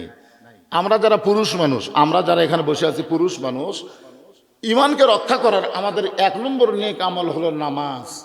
আর পর্দার অন্তরালে যে সমস্ত মা বোনেরা বসে বসে আওয়াজ শুনতেছে, ওনাদের ইমানকে রক্ষা করার জন্য 1 নম্বর নেক আমল কিন্তু নামাজ না। মেয়েদের জন্য ইমানকে রক্ষা করার 1 নম্বর নেক আমলের নাম হলো পর্দা। পুরুষের জন্য 1 নম্বর হলো নামাজ, আর নারীদের জন্য 1 নম্বরের নাম কি? সবাই জোরে কোন, আরো জোরে। পর্দা যদি না থাকে, মায়েদের একটা ইবাদত আল্লাহর দরবারে কবুল হবে না। আমার মায়েরা মনোযোগ দিয়ে শোনেন, মা মাথার চুল বেচা খান, আর মরার পরে 5 কাপড় দিবি। মেয়েরা মরে গেলে কয় কাপড়? 5টা কাপড় কোন কোন জায়গায় দেয় আপনারা জানেন? 3টা কাপড় পুরুষের মতোই মেয়েদেরকে পরায়, আর 2টা অতিরিক্ত কাপড়, একটা হলো সিনা বাঁধ, একটা হলো মাথা বাঁধ। তাহলে মরার পরে যে মেয়ের মাথা বান্ধার কাপড় থাকে, আর জীবিত অবস্থায় সেই মেয়ে যদি পর পুরুষের কাছে মাথার চুল বেচা খায়, মরার পরে ওর মাথা বান্ধে কোনো কাম হবে? কতক্ষণ কোনো কাজ হবে? কোনো কাজ হবে না। আমার মায়েদের জন্য 1 নম্বর ইমানের পরেই 1 নম্বর নেক আমলের নাম হলো পর্দা। ধরে বলেন নাম কি? গভীর রাত্রে হযরত আলী ঘুম থেকে চেতন পাইছে। চেতন পাওয়ার কারণ হলো খাদিজাতুল কুবরা নবীর ডান হাত কাটা বুকের মধ্যে নিয়ে ছোট বাচ্চার মতন কাঁদতেছে। রাসূল বলে খাদিজা কান্দার কারণ কি? খাদিজা বলতেছে রাসূলুল্লাহ, যে কোনো সময় আমার মৃত্যু হবে, যে কোনো সময় আমার মৃত্যু হবে, আমার জন্য কি কোনো খোঁজ খবরে আল্লাহ আপনাকে দেয় নাই? আল্লাহ রাসূল বলে, খাদিজা, এই দুনিয়াতে 10 জন পুরুষকে আল্লাহ জান্নাতের সার্টিফিকেট দিছে, আবার 10 জন নারীকেও আল্লাহ জান্নাতের সার্টিফিকেট দিয়েছে। খাদিজা বলতে, হুজুর আমি শুধু এতদিন জানতাম 10 জন পুরুষকে আল্লাহ জান্নাতের সার্টিফিকেট দিছে, কিন্তু 10 জন নারীকেও দিছে এইটা তো আমি জানি না। আল্লাহ রাসূল বলে, আমিও জানি না, আল্লাহ পাক আমাকে জানায় দিছে। ধরে কোন সুবহানাল্লাহ। কারণ আপনি আমার হাত ধরে কান দিচ্ছেন, মরার আগে একটা সুখবর শুনবার চাচ্ছেন, এই জন্য আল্লাহ তাআলা 10 জন নারীকে জান্নাতের সার্টিফিকেট দিয়েছে। পুরুষের মধ্যে 1 নম্বর হলো হযরত আবু বকর, আর নারীদের মধ্যে 1 নম্বর হলো খাদিজাতুল কুবরা। পুরুষের মধ্যে 1 নম্বর জান্নাতের সার্টিফিকেট যিনি পাইছেন তার নাম কি? হযরত আবু বকর। আর নারীদের মধ্যে 1 নম্বর খাদিজাতুল কুবরা। আল্লাহর নবী বললেন, পুরুষের মধ্যে 2 নম্বর হলো ওমর, 3 নম্বর ওসমান, 4 নম্বর আলী, 5 নম্বর আব্দুর রহমান ইবনে আওফ, 6 নম্বর হলো জুবাইর, 7 নম্বর তালহা, 8 নম্বর সাদ ইবনে আবি ওয়াক্কাস, 9 নম্বর আবু সাইদ, 10 নম্বর হলো ওবাদা ইবনুল জাররাহ। এই 10 জনই হলেন আশারে মুবাশশারা। রাসূল আস্তে করে খাদিজার কাছে বসে বললেন, খাদিজা আপনার মনের অবস্থা কি? কই সেই খুশি, আমি 1 নম্বর জান্নাতি হুজুর, খুশি না? আল্লাহ রাসূল বলেন, ঠিক আছে, আপনি যদি 1 নম্বর জান্নাতি হন, তাহলে উমরকে পুরুষের মধ্যে 2 নম্বরে আল্লাহ জায়গা দিছে, নারীদের মধ্যে 2 নম্বর কাকে দিলে ভালো হয়? খাদিজা বলতেছে, হুজুর আপনি কম। রাসূল বললেন, আমি জানি, কিন্তু আপনার কাছে একটু শুনবার চাই, কারণ মেয়েদের ব্যাপারে আপনার আমার চাইতে ধারণা বেশি, মেয়েরাই মেয়েদেরকে বেশি চেনে। জোরে কোন কথা ঠিক কিনা? আল্লাহ নবী বলেন, খাদিজা পুরুষের মধ্যে 2 নম্বরে যদি ওমর থাকে, নারীদের মধ্যে 2 নম্বর কে হলে ভালো হয়? খাদিজা বলতে, হুজুর আমার কাছে যখন শুনতে চান তাহলে শোনেন, নারীদের মধ্যে 2 নম্বর আমার কলিজার টুকরা ফাতেমা হলে ভালো হয়। সঙ্গে সঙ্গে নবী খাদিজার কপালে চুমা দিয়ে বলেন, খাদিজা আমার মাধ্যমে আল্লাহ আপনার পেট থেকে 4টা মেয়ে দিছে। কয়টা? 4টা মেয়ে দিছে। আপনি অন্য 3টা মেয়ের নাম না বলে সরাসরি ফাতেমার নাম বলার পিছনে কারণ কি? খাদিজা বলতে, হুজুর আপনি বাবা তো, আপনি বুঝবেন না, কারণ কোন সন্তান কেমন এটা বাবা জানে না, এটা জানে তার মা। সুবহানাল্লাহ। দেখেন এদের সন্তানগুলো যে রাস্তা ঘুরতেছে, এরা কেন ঘুরতেছে? যদি জানবার চান, ওর মাও যদি বেঁচা থাকে, ওর মায়ের কাছে যান, ওর মাও বলে দিবার পারবে যে আমার ছেলে মাহফিলে বসলো না কেন, ওরা বাহিরে ঘোরে কেন, ওরা মা কিন্তু জানে। এরা বাহিরে ঘোরার কারণ হলো, ওর যখন মা, ওই যখন মায়ের পেটে আসিল, তখন মাও পেটত দিয়ে গোটা বুড়োই পাড়া ঘুরিছে, ওই পেটের মধ্যেই ঘোরনি ব্যারাম পাশে, ওই বের হয়ে আসে আর কোনো জায়গায় স্থির থাকবার পারে না, ওর সবসময় খালি ঘোরে, খালি ঘোরে। আমার 5 এক ছেলে আমাকে বলে, হুজুর 11 মাস আমার খিদা কম, কিন্তু রমজান মাসে এত খিদা লাগে কেন? আমি বললাম, তোর মা বাসা আছে? কয় আছে। তা মায়ের কাছে যা। কয় হুজুর আমার মা কেমনে জানবি? আরে পাগলা, যাস না কেন? ওই মায়ের কাছে গিয়ে বলতেছে, মা 11 মাস আমার খিদা কম, কিন্তু রোজার মাসে এত খিদা কেন? তখন মা বলতেছে, এ দোষ আমার না, এ দোষ হলো তোর দাদির। তোর দাদি রমজান মাসে আমার কাছে এসে বলেছে, বৌমা এবছর রোজা রাখা যাবে না, এবছর রোজা রাখা যাবে না, কারণ তুমি রোজা রাখলে পেটের বাচ্চা শুকা যাবে, এই রোজা না রাখা পেটের বাচ্চা তাজা রাখো। আমি তোর দাদির কথা মতো রোজা না রাখা খাসি, তুইও পেটের মধ্যে খাসু, এই জন্য রমজান মাসেই তোর খাওয়া শুরু হতো রে, যার কারণে তুই বাইরে আসে আর রোজা থাকবার পারিস না। এই জন্য একজন নেপোলিয়ান বলেছে, দেখছেন এই ওয়াজ করার পরে দেখেন দেখেন পাশে বসার ভিড় দেখছেন এখন ওরা চিন্তা করতেছে আমাদের কারণে আমাদের মায়ের দোষ হোক, এটা আমরা চাই না। কেরে বাজান পিছনে জায়গা হচ্ছে না, একটু চাপে আসেন, তো চাপে আসেন। হ্যাঁ সামনে দেখলে চাপে বসেন, চাপে বসেন। এই ছেলেরা যারা বেড়া ঘুরতেছ, মাওকে যদি ভালো করবার চাও তাড়াতাড়ি ভিতরে আসো। একজন নেপোলিয়ান বলেছে, ভালো একটা সন্তান যদি পাওয়ার চাও, ভালো একটা বাপের দরকার না মায়ের দরকার? জোরে বলেন। মা যদি ভালো হয়, সন্তান আল্লাহর ওলি হয়। মা যদি নষ্ট হয়, সন্তান খারাপ হয়ে যায়। খাদিজা বলতেছে, ইয়া রাসূলুল্লাহ আপনি হলেন বাবা, আমি হলাম মা, কোন সন্তান কেমন এটা আমি জানি, কিন্তু আপনি জানবেন না। সুবহানাল্লাহ বলবেন না? আল্লাহ রাসূল বলেন, খাদিজা এই কথা তো আমার কোনোদিন কননি, আজকে একটু বলেন তো। খাদিজা বললেন, হুজুর আপনার বড় মেয়ে, আমার বড় মেয়ে জয়নাব যখন আমার পেটের মধ্যে ছিল, নবীর খাদিজার মাধ্যমে সবচেয়ে বড় মেয়ের নাম হলো জয়নাব। জোরে বলে নাম কি? জয়নাব যখন আমার পেটের মধ্যে ছিল তখন আমার পেট উঁচা হয়েছিল, আমার পেটের ওজন বেড়ে গেল এবং প্রসব ব্যথা আমার হয়েছে। জয়নাব যখন ভূমিষ্ঠ হলো তখন আমার প্রসব ব্যথা হয়েছে। আমার দ্বিতীয় মেয়ে রোকেয়া যখন আমার পেটের মধ্যে ছিল, আমার পেট উঁচু হয়েছিল, পেটের ওজন হয়েছিল, রোকেয়া ভূমিষ্ঠ হওয়ার সময় আমি প্রসব ব্যথা পাইছি। কুলসুমা যখন আমার পেটের মধ্যে ছিল, আমার পেট উঁচা হয়েছিল, আমার পেটের ওজন বেড়ে গেল, কুলসুমা ভূমিষ্ঠ হওয়ার সময় আমি প্রসব ব্যথা পাইছি। কিন্তু আল্লাহর শপথ করে বলতে যে ফাতেমা যখন আমার পেটের মধ্যে আসলো তখন আমার পেটটা উঁচু হইল, কিন্তু পেটের কিন্তু ওজন হইল না। ওই ফাতেমা যখন দুনিয়াতে ভূমিষ্ঠ হইল, ওই আল্লাহর শপথ করে বলতেছি আমি খাদিজার কোনো প্রসব ব্যথা হয় নাই। আমি তাকায় দেখি ফাতেমা দুনিয়াতে এসেছে তার দুইটা হাত দিয়ে তার ইজ্জত ঢাকা অবস্থায়। আমি মা হইয়াও এখন পর্যন্ত ফাতেমার ইজ্জত কোনোদিন দেখতে পাইনি। আমি সেদিন থেকে মনে করেছি এই ফাতেমা সাধারণ কোনো মেয়ে না। আমাকে যখন আল্লাহ 1 নম্বরে জান্নাতে রাখলো, তাহলে ফাতেমাকে আল্লাহ যেন 2 নম্বর আসন দিয়ে দেয়। ওমর ফারুক যেমন পুরুষের মধ্যে 2 নম্বর, আমার কলিজার টুকরা ফাতেমাকেও আল্লাহ যেন 2 নম্বরে জায়গা দেয়। নবী আমার ছোট বাচ্চার মতন কান্না শুরু করে দিলেন। খাদিজা বলতেছে, রাসূলুল্লাহ আপনি কি জন্য কান্দেন? আল্লাহ নবী বলেন, খাদিজা আপনার ফাতেমা তো জান্নাতি নয়, আপনার ফাতেমা তো জান্নাতি নয়, আপনার ফাতেমা তো জান্নাতি নয়। খাদিজা কানতে কানতে বলে, হুজুর আমার ফাতেমা যদি জান্নাতি না হয় তাহলে ফাতেমার খবর কি? রাসূল বললেন, জান্নাতি নারীদের নেত্রী। আপনার তো সুবহানাল্লাহ করলেন, কিন্তু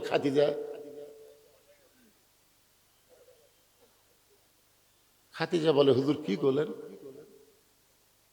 আমি হলাম 1 নম্বর জান্নাতি, আর আমার পেটের মেয়ে হলো জান্নাতি নারীদের নেত্রী। আল্লাহ রাসূল বললেন, জান্নাতে যখন আল্লাহ আপনাকে দিবে তখন আপনাকে ফাতেমার অধীনে থাকা লাগবে। খাদিজা বলল, হুজুর এটা হয় না, এটা হয় না। মা হয়ে মেয়ের অধীনে সর্বপ্রথম আপনার হাতে আমি ঈমান গ্রহণ করছি। খাদিজা বলতেছে, সর্বপ্রথম আল্লাহর নবীকে যিনি নবী বলে স্বীকৃতি দিয়েছেন তার নাম কি? জোরে বলেন না কেন? বউ হইয়া স্বামী নবী স্বীকার করা ইয়ার কি মনে করতেছেন? 42 বছর ওয়াজ করতেছি, এখন পর্যন্ত আমার বউ আমাকে হুজুরই স্বীকার করেন। হ্যাঁ, একদিন 1000 টাকা দিয়ে বললাম, খালি একবার হুজুর কও, একবার খালি হুজুর কও, টাকা হাতে থাকলে হাসে না। হাসো কেন? বলে জনগণ আপনাকে চিনে না তাই হুজুর কয়। কিন্তু আমি চিনি না, হুজুর হয় এতই সহজ। নিজের বইয়ের কাছে হুজুর হওয়া গেল না, আর আল্লাহর নবীকে সর্বোত্তম নবী বলে স্বীকার করলেন তার বউ। তার মানে বোঝা গেল যাকে তাকে মানা যাবে না, একজনকেই অন্ধভাবে মানতে হবে, তিনি হলেন আমাদের নবী। কথা কন না কেন ভাইজান? আমি অনেক মাহফিলে 3টা কথা বলি। 1 নম্বর কথা হলো, ভালো ডাক্তারের বইয়ের সিজার লাগে না। যারা বড় বড় ডাক্তার তারা বউরে সিজার করায় না, কারণ সিজার করলে বাচ্চার ক্ষতি, মায়ের ক্ষতি। এই জন্য আপনারা খেয়াল করে দেখবেন, আপনাদের কাহালুতে যারা বড় বড় ডাক্তার এদের বইয়ের নর্মালে বাচ্চা হচ্ছে। 2 নম্বর হলো, মৌলানাদের বাড়িতে মিলাদ লাগে না। মৌলানারা পরের বাড়িতে মিলাদ পড়ায়, কিন্তু নিজের বাড়িতে মিলাদ লাগে না। আর 3 নম্বর হলো, কোনো পীরের বউ কোনোদিন মুরিদ হয় না। কারণ পীরের বউ জানে আমার পীর সাহেব মাঝে মধ্যে মুরিদের বইয়ের দিকে চোখ মারে, এ লুচ্চার হাতে কে মুরিদ হবি রে? কয়টা কইলাম? 1 নম্বর হলো ডাক্তারের বইয়ের সিজার লাগে না, 2 নম্বর মৌলবীর বাড়িতে মিলাদ লাগে না, 3 নম্বর পীরের বউ মুরিদ হয় না। সর্বপ্রথম যিনি নবীকে নবী বলে স্বীকার করেছেন তিনি হলেন নবী।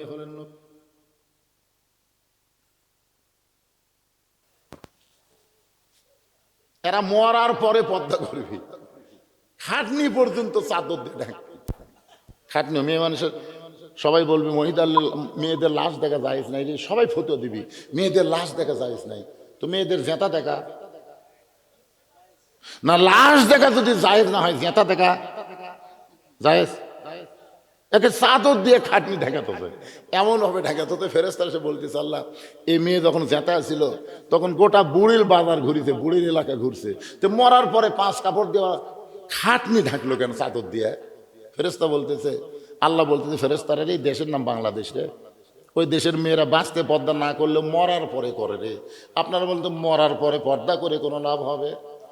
আল্লাহ রাসূল বলেন, খাদিজা শোনো, ফাতেমা শুধু পর্দার মধ্যে জন্ম নেয় নাই, ফাতেমা পর্দার মধ্যেই বড় হবে। ফাতেমা পর্দার মধ্যে দুনিয়া থেকে বিদায় নেবে। যেদিন ফাতেমা বিদায় নেবে সেই দিন ঘরের মধ্যে চকির উপরে বসে কাঁদতেছে মাথা নিচু করে। হযরত আলী এশার নামাজ পড়ে ঘরের মধ্যে ঢুকেই দেখে ফাতেমার চোখ দিয়ে টপ টপ করে পানি পড়তেছে। হযরত আলী থুতুনির তলে এভাবে হাতটা দিয়ে বলে, ফাতেমা আজকে আপনার কি দুঃখ, এমন করে কেন কাঁদতেছেন? ফাতেমা বলে, স্বামী গো, আল্লাহ তাআলা আমার দোয়া কবুল করেছে। আলী মুচকি মুচকি হাসার কয়, পাগলি নাকি? আল্লাহ দোয়া কবুল করার পরে মানুষ কি কোনোদিন কাঁদে? ফাতেমা বলে, স্বামী কি দোয়া করেছে আপনি কি শুনবেন না? আলী বলে, ফাতেমা তুমি কি দোয়া করলা? ফাতেমা বলতেছে, আল্লাহ তাআলা পর্দার মধ্যে আমার মৃত্যু দিবে। আলী আরো জোরে হাসা বলে, মেয়ে কি কয় রে? আরে পাগলি, যে পর্দার মধ্যেই বড় হয়েছে তার মৃত্যু তো পর্দার মধ্যে হবে, তাহলে কান্দার কারণ কি? ফাতেমা বলে, স্বামী গো, এই মৃত্যুটা কবে হবে এটা কি আপনি শুনবেন না? আলী বলেন, ফাতেমা মৃত্যুর খবর দুনিয়ার কোনো মানুষ বলতে পারে না, মৃত্যুর খবর দুনিয়ার কোনো মানুষ বলতে পারে না। ফাতেমা বলতে, কিছুক্ষণ আগে আল্লাহ পাক আমাকে জানাইছে আজকে গভীর রাত্রে ফাতেমার মৃত্যু হবে। যেই মাত্র কইছে গভীর রাত্রে ফাতেমার মৃত্যু হবে, গাছের গোড়া কাছলে গাছটা যেমন পড়ে যায়, হযরত আলী তেমনি পড়ে গেলেন ঘরের মাঝায়। ফাতেমা 2 হাতে চোখের পানি মুছে মুচকি মুচকি হেসে স্বামীকে সান্ত্বনা দেওয়ার জন্য, যে মেয়েটা গভীর রাত্রে মৃত্যুবরণ করবে সেই মেয়েটা চোখের পানি মুছে মুচকি মুচকি হেসে স্বামীর মাথাখানা উরাতের উপরে নিয়ে কপালে একটা চুমা দেয়, বলে, স্বামী গো, এমন করে আপনি কাঁদবেন না, কারণ এই দুনিয়া থাকার জায়গা না, আসলে যাইতে হবে। আপনার বলেন তো, এর চাইতে সত্য কোনো কথা আছে? যে আসলে আসলে এই কথাটাই তো আমাকে মনে নাই, এই কথাটা, এই সত্যি কথাটাই আমাকে মনে নাই। খালি বারবার কি দেখেন ভাই রে, ঘাড় কাজ করে কি দেখেন? 6 তলা ভিত দিছি হুজুর, 3 তলা হচ্ছে, রড বার করে থুছি, বারবার খালি উপর দিকে তাকায়। 2 কান্দের 2 ফেরেশতা, আল্লাহ এর কান্দ থামরা থাকবো না, এর কান্দ থামরা থাকবো না। আল্লাহ বলে, কেন? এই লোকটা নিচ তালাতে, জায়গা হলো 1 তালাত না, জায়গা হলো নিচ তালা। ধরে কোন কয় তালা? নিচ তালাত থাকবে, আর সেই লোকটা বারবার 6 তালা দেখে। কি মানুষ আছে? আল্লাহ বলতেছে, আসলে যাওয়া লাগবি, যাওয়ার কথাটা ভুলে গেছে। আজকে যারা আমরা এখানে বসে আছি ভাইদান, সত্যি করে এই জিনিসটাকে স্বীকার করে নেন, থাকা যাবে? আমি যেই বলবো আসলে, আপনার সবাই বলবেন যাইতে হবে। আসলে কিন্তু যেদিন ডাক পড়িবে, কবে? এই গানের মধ্যে কি বলতেছেন? কিন্তু যেদিন ডাক পড়িবে কবর মাঝে যাইতে, জোগাড় কিছু করছো বন্ধু তার মাঝে বিছাইতে। কবে ডাক পড়বে আমরা জানি, যে কোনো সময়। আমরা যদি বলি কবে, আপনারা বলবেন যে কোনো সময়। কবে? তার মানে এখান থেকে বাড়ি যাওয়ারও গ্যারান্টি। সবাই জোরে কর না কেন, বাড়ি যাওয়ার গ্যারান্টিও। ফাতেমা বলে, স্বামী গো, আমি আমার বাবার মুখে শুনেছি, পৃথিবীর 2টা ডিগ্রি আপনাকে আল্লাহ দান করছে। ধরে কোন কয়টা? স্বামী বলতেছে, স্বামীর কপালে চুমা দিয়ে সান্ত্বনা দিয়ে বলতেছে, আমার বাবার মুখে শুনেছি। 1 নম্বর ডিগ্রি হলো আপনি হলেন পৃথিবীর সবচাইতে বড় বীর। 2 নম্বর ডিগ্রি হলো আপনি হলেন পৃথিবীর সবচাইতে বড় জ্ঞানী। আপনার বলেন তো, হযরত আলীর চাইতে বড় বীর দুনিয়া থেকে আসবে? হযরত আলীর চাইতে বেশি জ্ঞান দুনিয়াতে কারো হবে? তাহলে আপনি এত বড় জ্ঞানী হয়ে, এত বড় বীর হয়ে বউ মরে যাবে রাত্রেবেলায়, এটা শুনে আপনি পড়ে গেলেন কেন? কারণ দুনিয়া তো থাকার জায়গা না, যাওয়াই লাগবে। তো যাওয়াই যখন লাগবে, এই বুঝটা আমাদের মনের মধ্যে আসে না কেন? ওগো স্বামী, আমি চলে যাওয়ার পরে আমার 3টা চাওয়া আপনার পুরো করা লাগবে।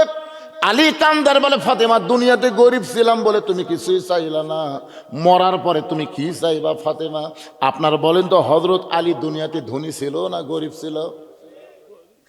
একদিন আল্লাহ নবী ফাতেমার ঘরে যায়, দেখে ফাতেমা মাটির দিকে তাকায়, চোখের পানি টপ টপ করে পড়তেছে। আল্লাহ রাসূল এই দৃশ্য দেখে, নিজের মেয়ে কাঁদতেছে, এই দৃশ্য দেখলে বাবার কি হয় তখন? আর আল্লাহ রাসূল ফাতেমাকে এতই ভালোবাসে, বুঝলেন? রাসূল আমার মুচকি হাসি দিয়ে ফাতেমার হাতটা এক টানে কাছে নিয়ে একটা চুমা দিয়ে বললেন, মা আমার দিকে একবার তাকাও তো। তো ফাতেমা আসলতে চোখের পানি মুছে বাবার দিকে যেই তাকাইছে, রাসূল দেখে ফাতেমার 2 চোখের নিচে কালিমা পড়ে গেছে। আল্লাহ রাসূল বলেন, মা তোমাকে খুবই সুন্দর লাগতেছে, তুমি চোখের তলে সুরমা দিছ। ফাতেমা কান্দের বলে, বাবা আমি চোখের নিচে সুরমা দেইনি বাবা, আজ কয়েকদিন হলে না খাওয়ার কারণে আমার চোখের নিচে কালিমা পড়ে গেছে। আল্লাহ রাসূল বলেন, ফাতেমা আল্লাহর পরে কাউকে যদি সেজদা দেওয়ার হুকুম থাকতো তাহলে তোকে বলতাম আলীর পায়ে সেজদা কর।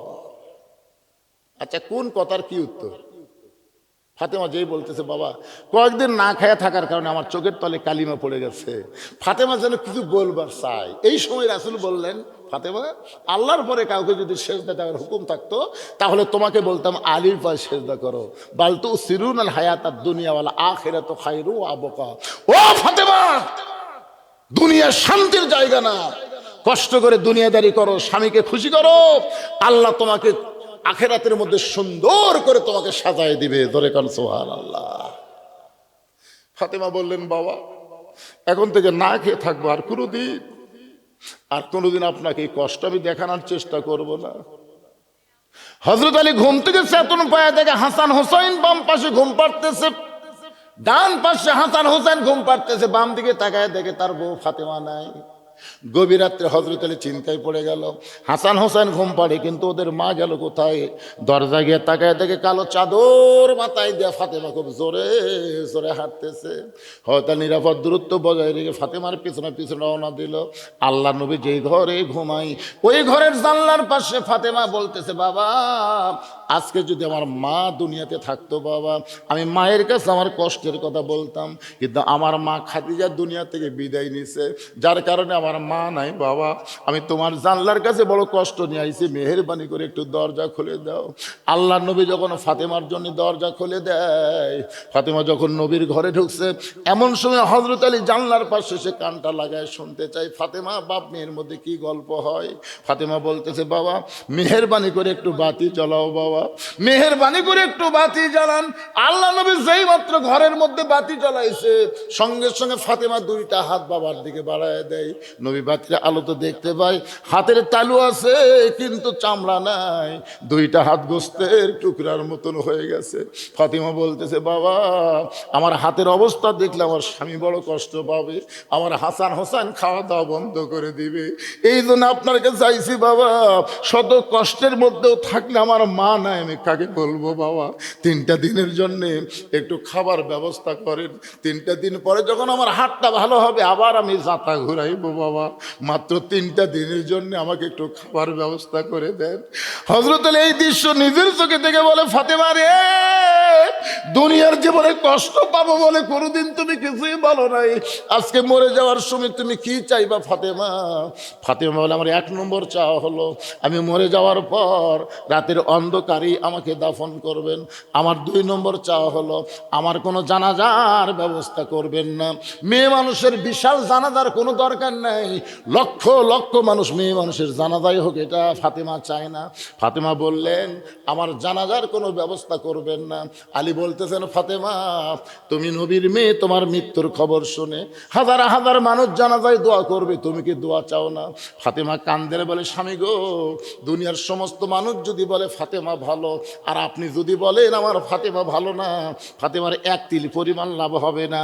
আর দুনিয়ার তামাম মানুষ যদি বলে ফাতেমা খারাপ, আর আপনি যদি বলেন আমার বউ ফাতেমা ভালো, স্বামীর সার্টিফিকেট আল্লাহ তাআলা ফাতেমার জন্য 8টা জান্নাতের দরজা খুলে দিল। ওগো স্বামী, আমি মরে যাওয়ার পর আমার 3টা চাও হলো, আমার লাশটা খাটনিতে তুলবেন না। আমি হাতেমা হিসাব করে দেখলাম 4জন পুরুষ মানুষ আমার খাটনি কান্দে নিবে, এমন 4জন পুরুষ দুনিয়াতে নাই। আমার বাবা যদি দুনিয়াতে জীবিত থাকতো, মরা মেয়ের লাশের খাটনি বাবা কান্দে নিবার পারতো, কিন্তু 6 মাস আগে আমার বাবা দুনিয়া থেকে বিদায় নিয়েছে, আমার খাটনি কান্দে নিবার পারবে না। আমার হাসান হোসেন এত ছোট, এরা মায়ের লাশের খাটনি কান্দে নিবার পারবে না। ওগো স্বামী, আপনি শুধু আমার লাশটা কান্দে করে নিয়ে ওই জান্নাতুল বাগীর পূর্ব কোণায় সবুজ রঙের একটা বাতি জ্বলবে, ওই বাতি বরাবর আমাকে দাফন করবেন। আমার কবর খুঁড়তে যদি আপনার কষ্ট হয়, তাহলে আপনার একান্ত আপন বন্ধুকে বলবেন, সে যেন ফাতেমার কবরটা গোপনে খনন করে দেয়। হযরত আলীর বন্ধু আবু যর গিফারি গোপনে কবর খুঁড়তে খুঁড়তে এক সময় আবেগে বলে ফেলেছে, কবর রে, দিনের বেলায় কবর না করে রাতের বেলা কেন কবর খুঁড়তেছি? তুই কি জানিস রে কবর, তোর মধ্যে এমন একজন মেয়েকে দাফন করা হবে, আল্লাহ নবীর মেয়ে হওয়ার পরে নবী তাকে মায়ের মতন সম্মান করেছে। এই কবর খবরদার বেয়াদবি করবি না। তোর মধ্যে এমন একজন বিবিকে কবর দেওয়া হবে যার স্বামী হল আসাদুল্লাহিল গারিব। কবর রে, খবরদার বেয়াদবি করবি না। কোদাল মারতে মারতে হঠাৎ বলতেছে, কবর রে, তোর মধ্যে এমন একজন মাকে রাখা হবে যার 2টা সন্তান জান্নাতি যুবকদের সর্দার হবে। খবরদার কবর বেয়াদবি করবি না। এই কথা বলে আবু যর গিফারি আবার যখন কোদাল মারতে চাই, হঠাৎ কবরের মধ্য থেকে আওয়াজ আসতেছে, আবু যর, এই কবরকে সাবধান না করে বরং যারা কবরের মধ্যে আসবে তাদের সাবধান করো। কার মা, কার মেয়ে, কার বিবি, এইটা কবর দেখবে না। কবর দেখবে যদি আমল ভালো হয়, কবরের পাথেও যদি কবরে আনতে পারে, এই কবর জান্নাতের বাগান হয়ে যাবে। আর কবরের পাথেও জোগাড় করে যদি না করে কবরে আসে, তাহলে কবরকে আল্লাহ জাহান্নামের গর্ত বানায় দিবে। আজকে যারা আমরা এখানে এসে বসে আছি ভাই, যে কোনো সময় আমাদের মৃত্যু হবে, কখন আমরা মরে যাব কেউ তো জানি না। এই ফোরকানিয়া মাদ্রাসার উন্নতি কল্পে আজকের মাহফিল, এই মাদ্রাসার মহব্বতে কবরের পাথর হিসাবে এখানে 10টা 1000 টাকা, 20টা 1000 টাকা, 5টা 1000 টাকা, এমনকি না পারলেও এই মাদ্রাসা একটা কোরআন শরীফ বাবদ 500 টাকা বাপ মা রুহের মাগফিরাতে দান করবেন, 500 টাকা দান করবেন, একটা কোরআন শরীফ দান করার সওয়াব আল্লাহ বাপ মার কবরে দিবে। আমি বলছি 20,000, 10,000, 5,000, 5টা কোরআন শরীফ, 10টা কোরআন শরীফ, এমনকি একটা কোরআন শরীফ 500 টাকা দিলে পৃথিবীর শ্রেষ্ঠ দান একটা কোরআন দান করার সওয়াব আল্লাহ আপনাদের দিবে। যাদের বাপ মা কবরে গেছে, যাদের নিজকেও কবরে যাইতে হবে যে কোনো মুহূর্তে, কবরের পাথেও জোগাড় করার জন্য পৃথিবীর শ্রেষ্ঠ দান নবীর মাদ্রাসায় একটা কোরআন। আপনাদের কাছে চাইলাম 500 টাকা, একটা কোরআন শরীফ বাবদ যে আগে দিবে, আর দেখা দেখে যত মানুষ দান করবে প্রত্যেকটা মানুষের দানের একটা সওয়াবের অংশ আল্লাহ তাকে দিয়ে দিবে। এই জন্য আগে ওটা কিন্তু সবাই পারে না, আগে লাভটা উঠবে এটা সবাই পারে না। কোরআন শরীফ কিন্তু বাকিতে বিক্রি হবে না, লগত এই লেখা চলবে না, বাকি কোরআন শরীফ বেচা হয় না, বাকি কোরআন শরীফ বেচা। হ্যাঁ, লিয়ে আসেন ভাই, লিয়ে আসেন, লিয়ে আসেন।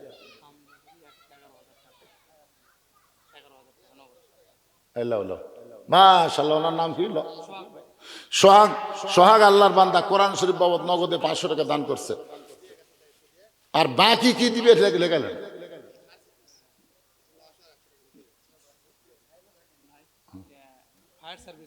ফায়ার সার্ভিসরা দিছে 1000 টাকা। আর তাহলে ওটাও 2 কোরআন শরীফ বাবদ 1000, ওটা আবার 500 টাকা দিল। আর 11,000 কে দিছে? ফরিদপুর। কোন ফরিদপুর? ও ফরিদপুর থাকে আমজাদ হোসেন, 11,000 টাকা দান করেছে। আল্লাহ তার এই বিশাল দানকে কবুল করুক, জোরে করে আমিন। আচ্ছা, এই যে দান না করে যে লাভটা উঠতেছেন, আপনার বাড়ির যাওয়ার গ্যারান্টি আছে? হ্যাঁ, আদায় ধরা হবে না, তাহলে ওয়াজই করা লাগবে। আবু বকর সিদ্দিক সাহেব প্রধান অতিথির সাথে এসেছেন, উনি আমার ভাই কোরআন শরীফ বাবদ 500 টাকা দান করছে, আল্লাহ দানকে কবুল করেন। জোরে বলে আল্লাহুম্মা আমিন। এই মাহফিলের ছেলেরা কোথায় রে? এই মাহফিলের ছেলেরা ভিতরে ব্যাগলা ঢোকে, 10 টাকা 20 টাকা 50 100। মা বোনদের কাছে যাও, আমার মা বোনেরা আজকে অনেক দান করবে, মায়েরা অনেক দান করবে ইনশাল্লাহ। মায়েদের কাছে যাও। বাবু হাজি সাহেব কোরআন শরীফ বাবদ নগদে 500 টাকা দান করছে, আল্লাহ তার দানকে কবুল করেন, আল্লাহুম্মা আমিন। আজকের মাহফিলের সভাপতি সাহেব আসেনি, সোহেল রানা আসেনি, সভাপতি আসে নাই সোহেল রানা সাহেব। জনাব আলহাজ মোহাম্মদ আব্দুল লতিফ পরামানিক, উনি আচ্ছা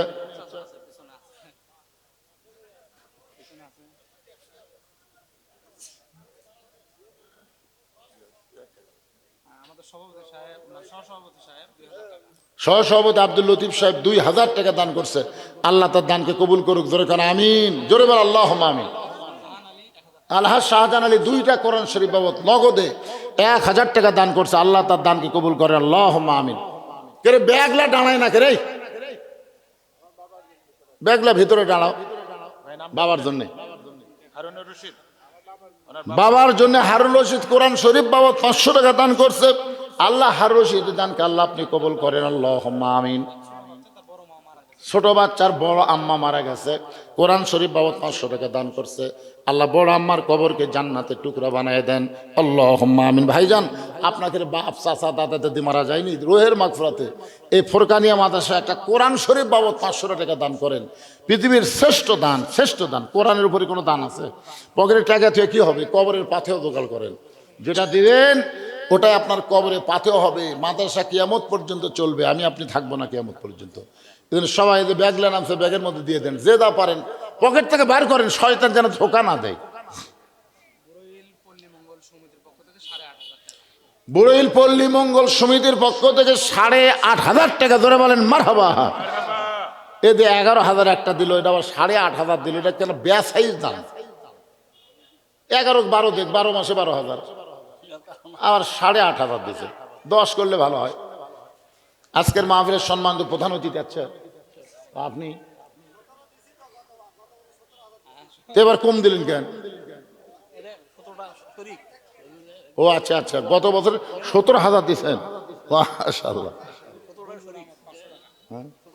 17টা শরীক 17,000 দিচ্ছে। বুলবুল আহমেদ 500 টাকা দান করছে, আল্লাহ বুলবুল আহমেদের দান আল্লাহ আপনি কবুল করেন, আল্লাহুম্মা আমিন। আজকের মাহফিলের জনাব মোহাম্মদ সিরাজুল ইসলাম লিটন, উনি আছে আচ্ছা, প্রধান অতিথি শহীদুল ইসলাম সাহেব, বলেন আপনি বলেন, খুশি খুশি বলেন, খুশি খুশি দেওয়াই আছে। মুঘল সাহেব 500 টাকা দান করছে, আল্লাহ দান কবুল করেন। তো তাহলে খুশি খুশি যদি দেওয়া থাকে, তা আমি আবার বেজার করবো কি জন্য? আপনার কি প্রধান অতিথির দানের অঙ্ক শুনবার চান না? আপনারা খুশি খুশি চুপ থাকবেন, শুনবেন? কথা কয় না রে ছেলে পেলে, তোমরা কথা কয় না রে।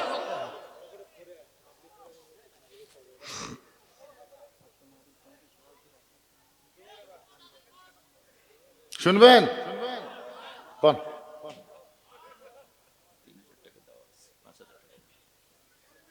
আজকের মাহফিলের সম্মানিত সভাপতি সাহেব 5,000 টাকা। আসতে করলেন কেন? মারহাবা।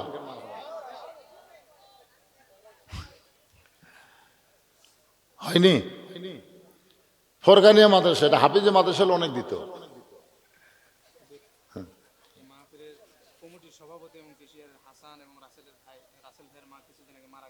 হাসান এবং রাসেলের মা কিছুদিন আগে মারা গেছে। রুহের মাগফিরাতের জন্য মায়ের দয়া ভালোবাসায় 2,000 টাকা দান করেছে, আল্লাহ মায়ের কবরকে জান্নাতের টুকরা বানায় দেন, জোরে কান আমিন। রনি 2,000 টাকা দান করবে, প্রবাসী রনি 2,000 টাকা দান করবে, আল্লাহ রনির দানকে আল্লাহ আপনি কবুল করেন, আল্লাহুম্মা আমিন। সবাই একটু আল্লাহর জিকির করেন, লা ইলাহা ইল্লাল্লাহ, জোরে লা ইলাহা ইল্লাল্লাহ, লা ইলাহা ইল্লাল্লাহ, লা ইলাহা ইল্লাল্লাহ, লা ইলাহা ইল্লাল্লাহ, লা ইলাহা আচ্ছা, এই মাদ্রাসার ফোরকানিয়া মাদ্রাসার সভাপতিকে, মাদ্রাসার সভাপতি, মাদ্রাসার কমিটি নাই? ও দিয়ে দিচ্ছেন আপনি।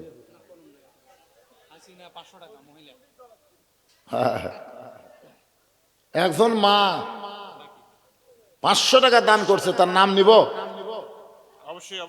হাসিনা। নাম কি? আরো জোরে। মাশাআল্লাহ। অনেক মেয়েদের নাম হাসিনা, কিন্তু এই বর্তমান সময়ে নামও কয় না, গোপনে দেয়। একটা গজব পড়ে গেছে, ঠিক কিনা বলেন? হাসিনা শব্দের অর্থ খুবই ভালো। জহুল ইসলাম কি দিল? 500 টাকা দান করছে। জহুল ইসলামের দানকে আল্লাহ আপনি কবুল করেন। আল্লাহ নেক নিয়ত নেক আশা পুরা করেন। আল্লাহুম্মা আমিন। সূরা আসরের 3 নম্বর বিষয় হলো তাওয়াসসাবিল হক।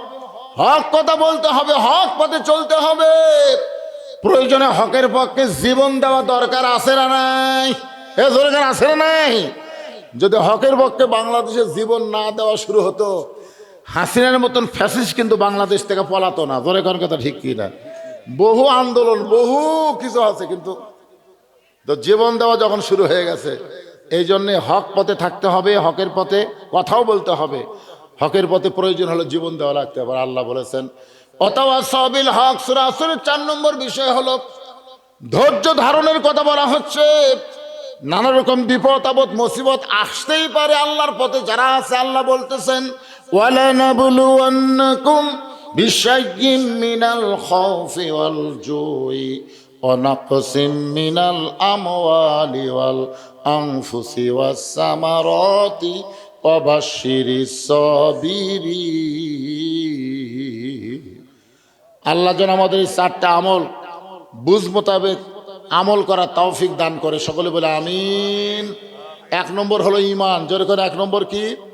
ওয়া আমিলুস সালিহার মধ্যে পুরুষের 1 নম্বর নামাজ, নারীদের 1 নম্বর পর্দা, হক পথে চলা, হক কথা বলা, প্রয়োজনে বিপদ আপদ মুসিবতে ধৈর্য ধারণ করা। সবাই বসেন, এই ভাই সবাই বসেন।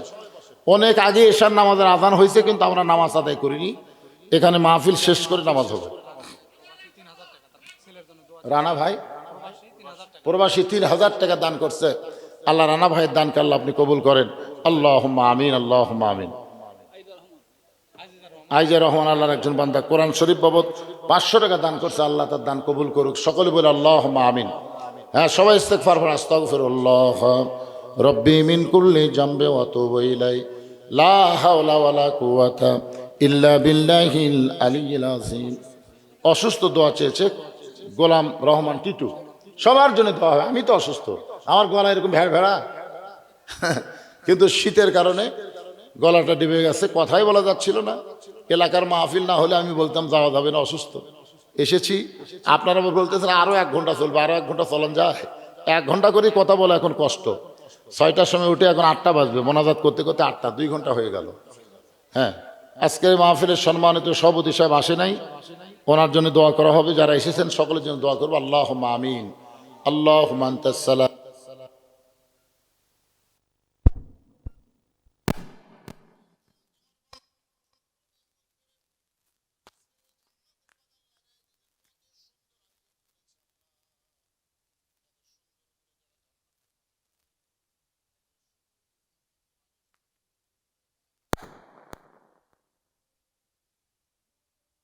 কিয়ামত পর্যন্ত কবুল করে নাও।